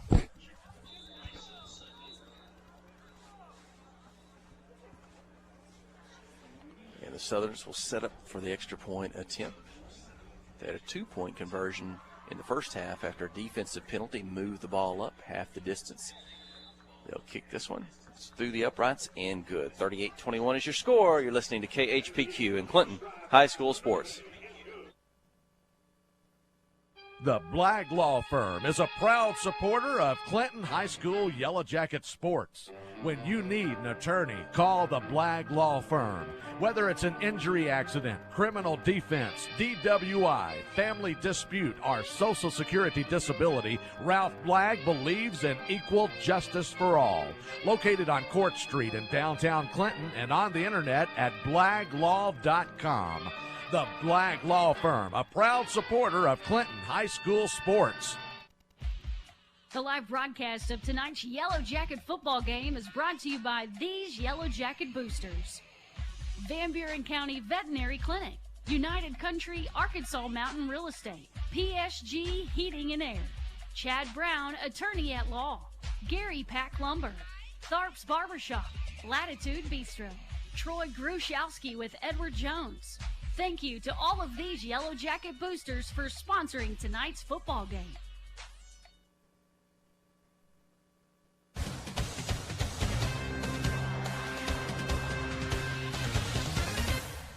Half.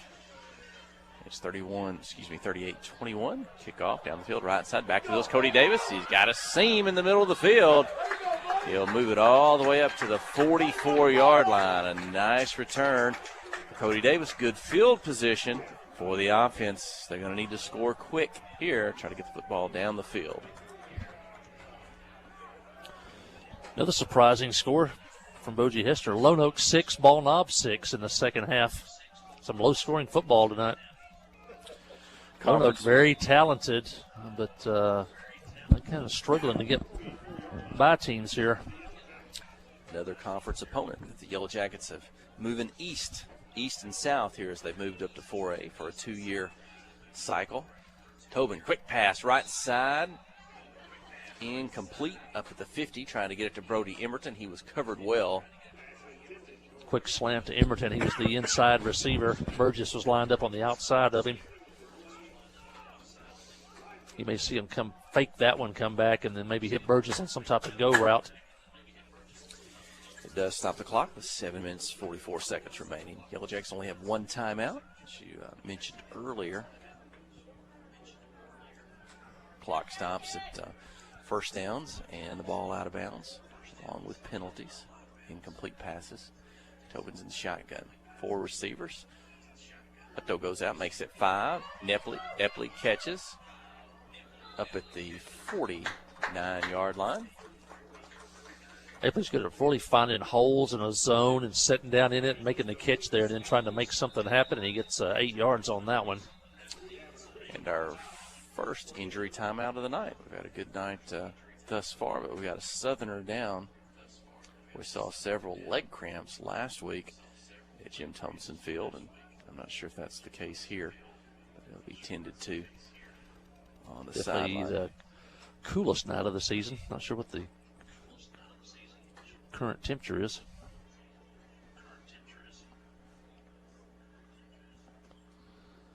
As both teams take a knee as they tend to the injured player. I know back home in Clinton, though, it's 45 degrees.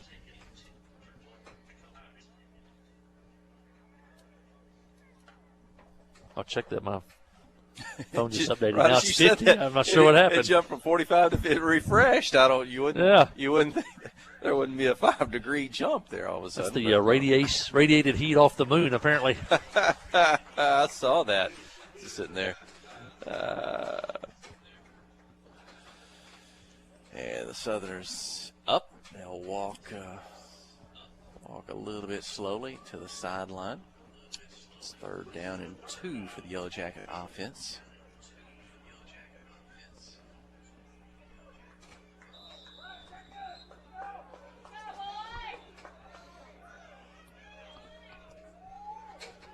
Blaine Nimberton will split to the left, wing T formation, slots on the right.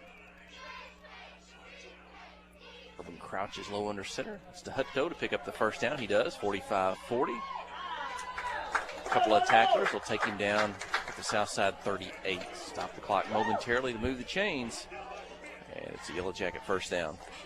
I mentioned last night the junior Yellow Jackets won again last night. They beat Batesville Southside by a score of 14-6. They're 4-1 on the season, 2-0 in conference play. The 7th grade Yellow Jackets also won last night over Southside, 22-8. They have 3 wins, 1 loss, and 1 tie. And in conference play, they are 1-0-1.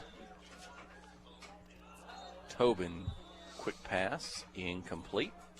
Second down. Miscommunication on that one. That ball was thrown directly to a Southside player. I'm not sure if he was looking for Blaine to run a little hitch to the inside. He threw it to the inside. Blaine stayed on the outside. Lucky that one wasn't picked off. Jesse Wilson coaching him up there. Jesse works with the wide receivers. Tobin, quick pass, right side. Off the hands of Nick Epley. There was a lot of traffic around it, both in navy jerseys and white jerseys. And incomplete, bring up 3rd and 10. Yeah, he had 3 or 4 blue jerseys around him there. Tough ball to catch. And now it's 3rd and 10. 2 plays to pick up the first down. Clock stopped at 6:40. Might see some type of running play here, maybe trying to catch them off guard. Try to get close and go for it on 4th down. 3 receivers to the right side of the field. That's the wide side. Tobin's going to roll that way. Hutto's going to block in front of him. He stops, plants, throws deep. Burgess can't get it. It's into the end zone, just about maybe 3-4 yards ahead of Jasper. Burgess had a defender right with him. And unlike kind of a jump ball scenario where the ball kind of hangs up there a little bit, that one was just thrown a little bit deeper and couldn't catch up with it. 4th down. Really the first deep target tonight for Burgess. He was double teamed out there. That ball was overthrown. The Yellow Jackets live to play another down here. It's 4th and 10. Let's see what the Yellow Jacket coaching staff dials up here. Got to pick up the first. They don't have to score on this play, but they don't get a first down. The ball is going to go back to Southside. Tobin's in the shotgun. Hutto's to his left. 3 receivers again on the right side. This time drops back, middle of the field, throws it. Slant, interception. Trouble here. 25, 30. Bounces back off tackler. Flag on the play. Gets to the right side. Tackled from behind. Jasper Burgess will take him down. There's a flag on the return. That might be a penalty on the return team. I think the turnover is going to stand, and the Southerners will have the football. Miscommunication on that one. Harley threw one route, the receiver ran another route as he seemed to come to the sideline. And as Jesse Wilson shook his head and said, yeah, and he made the indication with his hand which direction they were supposed to go. That's a learning situation for a sophomore. And he'll be up and down. He had a great week last week, pretty good week this week. And he'll keep getting better and better. And that penalty against the Southerners back on their own side of 50, that's going to back them up. Maybe way back up to the 20, I guess that's the 20-yard line. So that'll kind of turn the field on them.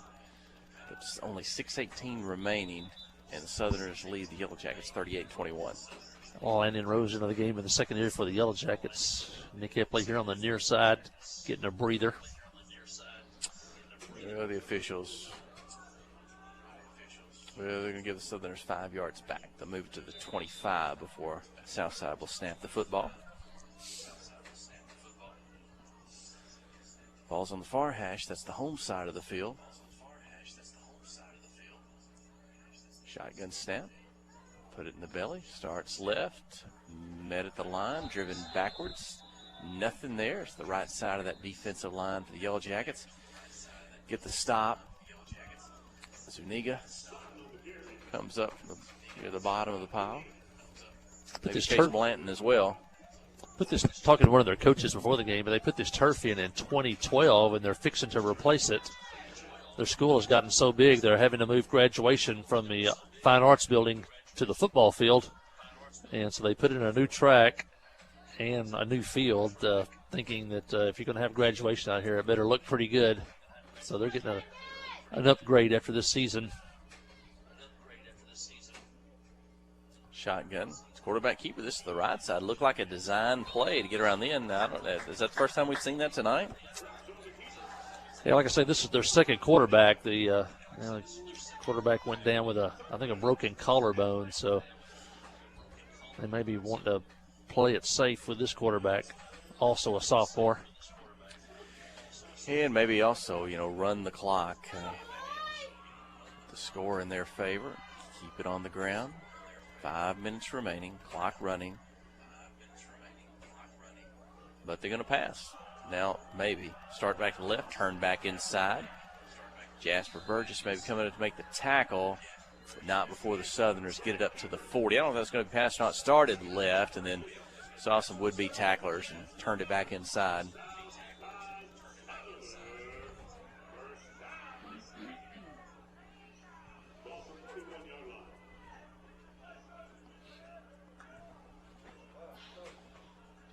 Jared Brown back in there on the nose guard position. Burgess outside linebacker, defensive end, top slot. Landon Rose in the game now for the Yellow Jackets.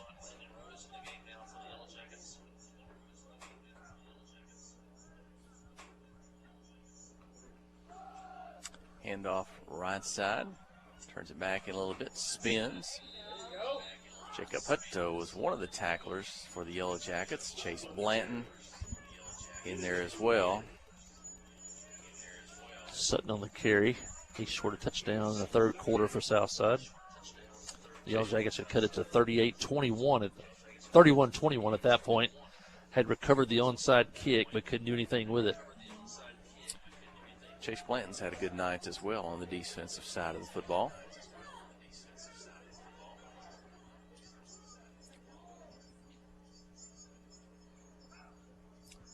Shotgun snap.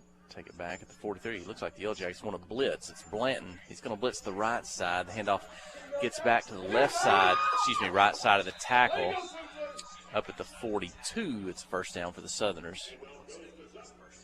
Sutton in there with fresh legs. Duncan's out of the game now, number 15. He's carried most of the load tonight along with number 30. 3 minutes, 25 seconds, clock running, trailing 38-21.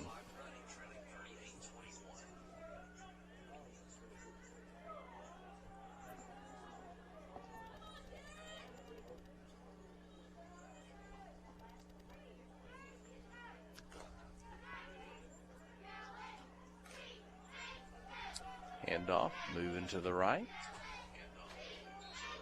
Tackled for about a 2, maybe a 3-yard gain. Up around the 40, just across the 40.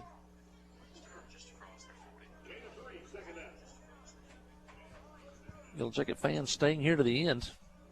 This was senior night here at Batesville Southside, but they had it at like 5:30 in the afternoon. There were very few people in the stands over there for senior night for Batesville.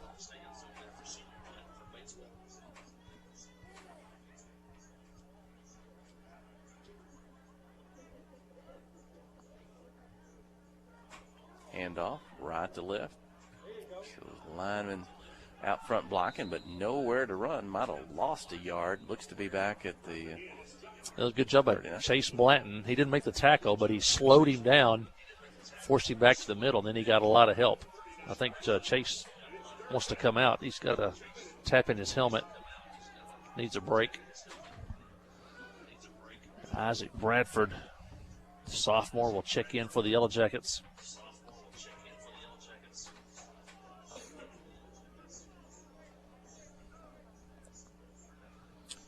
Under 2 minutes to play. Southside leading 38-21. It's third down and a long 7.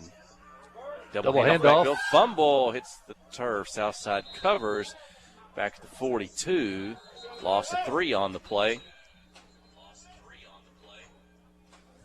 And Yellow Jacket defense takes a timeout. It's going to be 4th and 10 for Southside. So Yellow Jackets want to make a stop. Not much time left, but they like to get the ball back one more time. That's the final timeout of the ball game for Clinton.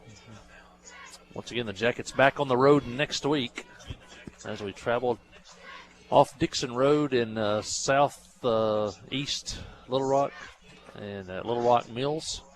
They got a pretty nice facility, I think, there now. They've added upgraded school facility there. And so they are known for basketball, one of the top basketball programs in the state. And the Yellow Jackets will play probably one of the former, I don't know if they were ever 7A, but when there used to be only 5 or 6 classifications, they were one of the top classifications in the state. And now they have dropped to Class 4A. Actually, I think they're referred to as University Studies, Little Rock Mills High School. When I was working at UALR, we had some students. You could get as many if you took advantage of the whole program, you could take college classes early at Little Rock Mills. You could get almost 60 hours before you ever left high school if you took advantage of everything that they offered. It'll knock out a couple of years of your college education. 4th down and 10 out of the timeout, and the Southerners are going to punt. They'll kick it from just behind the 50, kick down the middle of the field. 15-10 into the end zone, and the Yellow Jackets will have it at the 20 with 1:22 remaining in the ball game.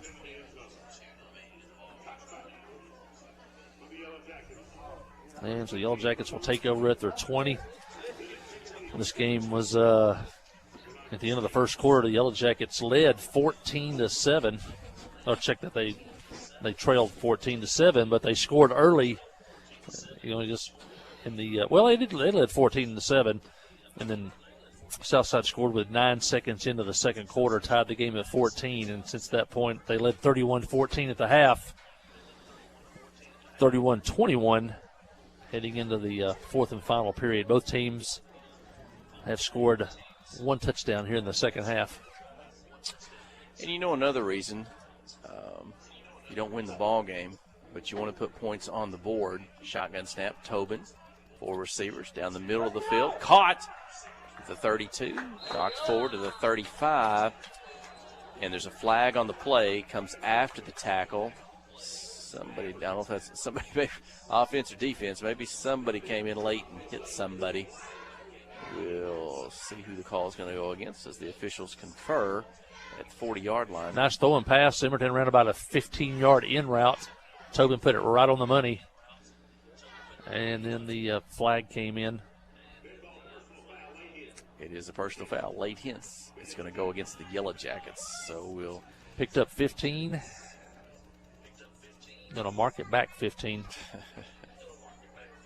That's a tough one. That's probably one of the ones that the coaching staff is not going to like about that. But just to finish that thought, you want to put points on the board. So if there's a tiebreaker scenario late in the season for maybe a team to get in the playoffs, I think you get a maximum of 13 points margin of victory in conference play. Right now it's 38-21. That's a 17-point difference. If this score stands, Southside would only get 13 points. They won't get the 17. If the Yellow Jackets could get a touchdown, get to 28, they'd only lose 10 points if it comes to a tiebreaker at the end as opposed to 13. So they do as much as they can here with be about exactly 1 minute to play. It is now after the snap of the football. Tobin wants to pass down the left side. Got Emerton behind the defense. The 45, the 42 tacklers will take him out of bounds up at the 33-yard line. That's going to be a 47-yard throw and catch from Tobin. Emerton got behind the defense, and now the Yellow Jackets certainly within striking distance of a final touchdown. Great pass. That thing was laid out there perfectly. 47 yards, throw and catch. Yellow Jackets down to the Southside 33-yard line. Yellow Jackets are out of timeout, so we got to get out of bounds, get a first down, stop the clock, or spike it. Cannot take a sack. Yeah, Spencer Bannister brings the play in. Cody Davis will split wide right. Hutto stays in the backfield just to the right. Harley Tobin, Burgess, and Brody Emerton are on the left side. Emerton goes in motion.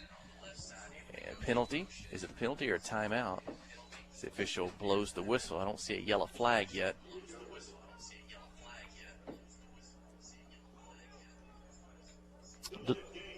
delay a game is to call. So the play clock ran down to 0. So back them up 5, keep it first down.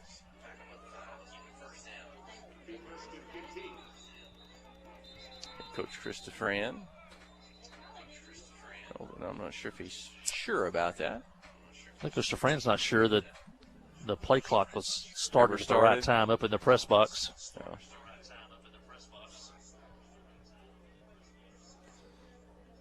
And they're going to wave that off.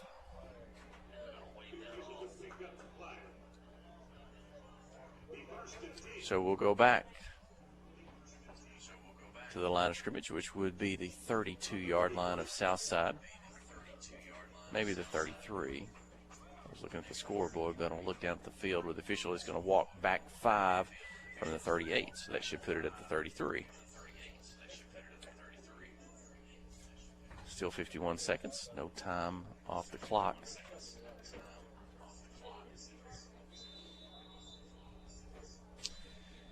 And here we go. Might set up in the same play before they blew the whistle with Brody Emerton in the slot. Let's see if he goes in motion. Tobin's under center. It is. That puts 3 receivers on the right side. Flag, whistle at the snap of the football, and this is going to be an illegal procedure, a false start, maybe illegal procedure against the Yellow Jackets. Well, we can't get going here this final 51 seconds.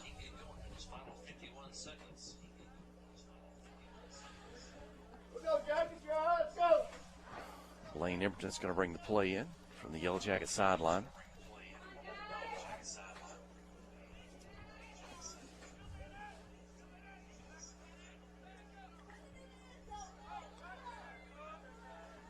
He'll be wide right along with Cody Davis. And Brody Emerton slot. Let's see if they run the play again with Emerton in motion to the right. No, this time he'll go straight down the field. Flags fly at the snap of the football. You might expect, could it be the same call? Usually when you see that. And another penalty against the Yellow Jackets. I don't know. I'm not getting a good look at that. Is somebody getting a head start off the line there for the Yellow Jackets? Are they breaking early? Yeah, we're getting a false start. Maybe a little bit too eager. I'm not sure if they've called some play they haven't run before or something, but there seemed like big confusion. They took a tick off the clock on that time, so 50 seconds instead of 51. Backed up 10 on 2 penalties. Shotgun snap. They're going to get this off. There's a big rush on Tobin, and he's going to go down at the 50. Sacked. They brought the house on that one. Game clock will not stop. You said it earlier. You can't get a sack or it's going to run clock. It's back at the 50. It's second down. 35 seconds. Decided to rush the quarterback. Force him to get rid of the ball before the receivers. They know we have to run some deep routes. So force them to get rid of the football. 20 seconds. Yellow Jackets get to the line. Looks like the secondary for Southside. They got 5 guys back. Screen. Quick pass, left side screen. You said caught. 45-40. Makes a move in traffic. 30 up to the 29-yard line. But there's no timeouts. They can't stop the clock. It's at 3 seconds with a first down. That'll stop the clock. If they'll get on the ball. No. And they start it back. Yeah, it wasn't a first down. And that'll do it. The ball game has come to an end. It's a 38-21 victory for the Southside Southerners. 17-point win. And both teams only score 1 touchdown in the second half. But it was that second quarter by Southside which made the difference tonight, and they get the victory at home. Fireworks explode. Let's take our final break of the evening. Run us whatever spots we need to do, Kelsey, before we finish up. When we come back, we'll wrap this one up for you. You're listening to KHPQ in Clinton High School Sports. Towing and recovery is the last thing you think about until you really need it. Then you really want the best. There's only one name to call, Justin's Collision Repair, Towing, and Recovery. They have the largest and latest model recovery fleet in north central Arkansas. From small towing to heavy-duty towing, Justin's Collision Repair, Towing, and Recovery on Highway 65 in Clinton is the one to call, 745-2992. That's Justin's Collision Repair, Towing, and Recovery, 745-2992. At First Security, we're proud of our home state. That's why we created a website that's all about Arkansas, just like us. Visit onlyanark.com for local travel, food, culture, sports, and so much more. You'll find everything from unique festivals to weekend plans to prize-winning recipes you'll pass off as your own. It's all in one easy spot, onlyanark.com. For all things Arkansas, visit onlyanark.com today. Brought to you by First Security, member FDIC. At First Security, our team is proud to be only in Arkansas. In fact, we've been committed to our home state since 1932. Why does that matter? Banking with First Security means that you get friendly service from local professionals right where you live. Decisions are made here, and so are relationships. From personal banking to business to mortgage, First Security is here for you. First Security, only in Arkansas. FSBank.com, member FDIC, equal housing lender. Hi, I'm Dr. Regan Gallagher, a board-certified neurosurgeon with the Conway Regional Neuroscience Center. If you are experiencing pain in your neck, your arms, your back, or your legs, or you have weakness with prolonged standing or walking, we can help you find the cause. At our Neuroscience Center, we have a comprehensive spine clinic to help you take control of these problems. For more information, visit our website at conwayregional.org or call 501-932-0352. You can always talk with your primary care physician about a referral to Conway Regional Neuroscience Center. We look forward to helping you improve the quality of your life.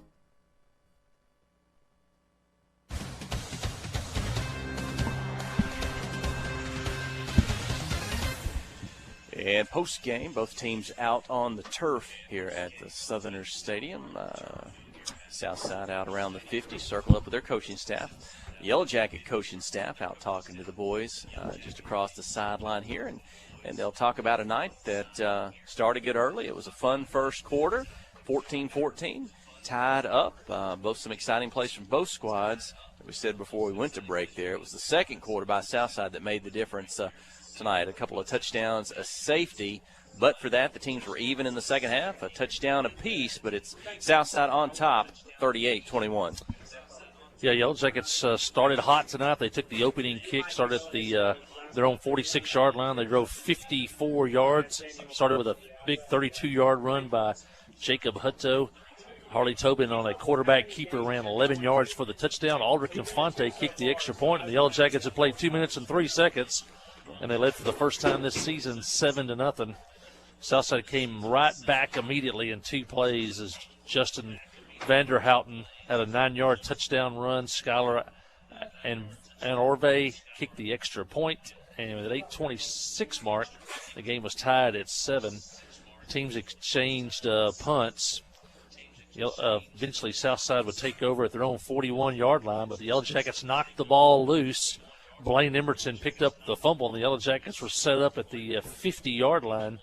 And a halfback pass from Nick Epley to Blaine Emerton for 50 yards for the touchdown. Aldrich Infante kicked the extra point. And at the end of the first quarter, the Yellow Jackets led by a score of 14-7. Southside came back again, driving 64 yards for the touchdown. Bryson Duncan, the running back, carried in from 27 yards out. Extra point again was good, and with 11:51 left in the first half, we were tied at 14. After that point, it was all Southside in the second quarter. Yellow Jackets were backed up. A intentional grounding penalty in the end zone turned into a safety, made the score 16-14. And then on the ensuing kick, Southside returned it all the way down to the 6-yard line. Duncan would score again from 6 yards in one play. The extra point was good. And suddenly the Yellow Jackets trailed 23-14. The Yellow Jackets turned it over on the kickoff. Had 2 of those. We were lucky to get the first one back. And the second one we didn't get back. Southside took over at the 24. Bryson Duncan, the running back, would score from 3 yards out. On 4th down, the Yellow Jackets stiffened, but Duncan scored from 3 yards out on 4th down. They go for 2. The Yellow Jackets committed a penalty, offsides penalty. Southside decided to go for 2. They made it. Bryson Duncan with the 2-point conversion, and with 7:34 left, it was Southside 31-14. That would be the halftime score. Each team would score once in the second half. The Yellow Jackets scored to the third quarter as Harley Tobin on a 14-yard pass to Brody Emerson. The point after was good, and with 2:51 left, the Yellow Jackets had cut the lead to 31-21. Recovered the onside kick, had momentum on their side, but the Southside defense stood up and stopped the Yellow Jackets on downs. Yellow Jackets had to turn it over, and Southside would drive 50 yards. Bryson Sutton scored from 1 yard out. The extra point made it 38-21, and that would be the final score here tonight as the Yellow Jackets drop to 0-5 on the season. And let me check that. That's for the first time since 1999, I believe. The Yellow Jackets have started 0-5 on the season. They are 0-2 in conference play. Southside now improves to 2-3 and 1-1 in conference play. Well, looking into some individual performances tonight, some guys I want to call out. I thought made a good effort tonight. Jacob Hutto running the football, ran hard, ran fast, had some burst, runs tough. You talked about early in the ball game his speed coming out of the fullback position, and he was a bright spot tonight for the Yellow Jackets. Also on the offensive side of things, Blaine Emerton had a good night. You know, it's kind of hard for us to keep track stats on this year. I bet he probably finishes with over 100 yards tonight receiving, had at least a couple of big catches along the way, and so a good job by Blaine tonight. Both those guys carrying the ball. Look at those guys up front. We talked about those lines and that expected to be a strength of the Yellow Jackets this year, maybe offense, defensive line. A couple of those guys, they've already been our first Arkansas Bank and Trust Players of the Year. That would be Josh Witt and Alex Zuniga. We called their name a lot tonight. Another good night by both of those guys. But I think one of their teammates tonight on the defensive side of the football, going to call him out. Number 61, the senior, Chase Blanton for the Yellow Jackets, had a big play there at the end. I think he might have got hit so hard and hit himself. He said he had to come out of the game for a minute and take a blow or take a breath there at the end. But a good job on the defensive side of the football tonight. And let's make Chase, number 61, our first Arkansas Bank and Trust player of the game. Yeah, it's a great choice, Chase Blanton. For the second week in a row, it's a defensive player, as Josh Witt had a big game last week also. This week it's Chase Blanton. One of those series in the first half, he had 2 consecutive lost yardage plays where he got the good running back Duncan down in the backfield twice on the same series. So outstanding young man in the classroom, on the field, and the band, Chase Blanton. And thanks to First Arkansas Bank and Trust, again, our title sponsor this year, the player of the game. Stop in the banking center there in the Northside Shopping Center across from Radio Shack Pizza Hut and Goods Cash Saver. See what they can do for you. Matter of fact, going off the air, let's grab Kyle Blanton's here with us tonight. Got to see his son Chase Blanton out there tonight, our player of the game. Well, Chase, a senior this year, so I know sometimes it's not much consolation when you come up a little bit short on the scoreboard. But you know, they had such an encouraging performance last week. I certainly hope the morale was up this week. I remember talking to Hunter Johnson early in the week and coming off that loss to CAC and carried over tonight, got off to a good start. Just couldn't get that first win tonight, but a good effort at times. Yeah, you know, I think I saw the boys really, to me, picked it up. I saw a lot more heart tonight, and you know, it is frustrating. It's disappointing. We really thought they were going to probably pull it out after the way at first. I guess you shouldn't get too wishful right in the first quarter, but the way they played, and there were some things that set us back. But I guess as a proud daddy, I will say that I don't know if I've seen Chase play as aggressive as he did tonight. So I'm proud of him. I know that one thing that I've always told the kids is whatever you're doing, I don't care if it's football, band, softball, basketball, whatever, while you're doing it, you do it to the best of your ability. And tonight I think that he worked hard to do that. So I appreciate y'all mentioning him in that way. But, yeah. And Mike mentioned earlier, Chase, he's not just a one-sport guy. He's not even just a sports guy. He's got a lot of things going on around Clinton High School. You know, it's his senior year, and so maybe he's one of those guys who maybe if his team comes up short on Friday, he's got other things to keep him going and be excited about. I just wonder from a parent's perspective, and your son being a senior, and with the unusual nature of this whole school year and football season, and I just wonder what it's like for those guys, what it's like for Chase as a senior, and you have any kind of feel for I don't know if this season's unlike any other. It seems like it from our standpoint, but I wonder any thoughts that he shared with you or. Well, it's just been really, for lack of a better word, confusing. After the 2-week quarantine after the chuck wagon races, we've decided that we were going to try and just keep him out. He had already been quarantined once before that, and we just want to give him every opportunity to do that. And so I've opened the church up even, tell the boys, come down there and, work, stay healthy and everything. And some of them have, and so that's different for us. But, yeah, this COVID thing has been a mess, and it's hard for them. Man, they're trying to do their work and stay on top of their work, and it's hard virtually. So there's stresses this year that they've never experienced or had to try, overcome. And so I don't know. Sometimes you wonder if that doesn't weigh on them. When they hit the field, though, I guess that ought to get behind them and get out there. But it's different. Well, they're going to hit the field next week. As you said, they're going to travel down to Little Rock, take on Mills. And we'll certainly look forward to that. You mentioned the church. I don't know if you got a chance to feed the boys this year. I know so maybe PD has an opportunity sometimes. If the season continues, we are scheduled. I can't remember. I think it was supposed to be senior night, but then they changed senior night. So the date's still the same. I just don't recall which one. But, yeah, we're on the calendar to do it, and we're just hoping that we get – that's what we tell the boys. Every Friday, that could be your last game this year, Play it.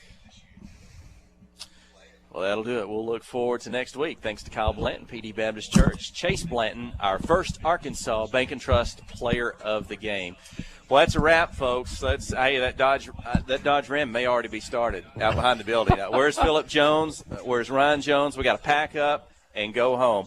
Hey, folks, thanks for joining us tonight. For Kelsey Robertson in the studio, for Ryan Jones, our video engineer, for my colleague, I'm Jeff Hall. You've been listening to KHPQ and Clinton High School Sports. You've been listening to Clinton Yellow Jacket Football on KHPQ.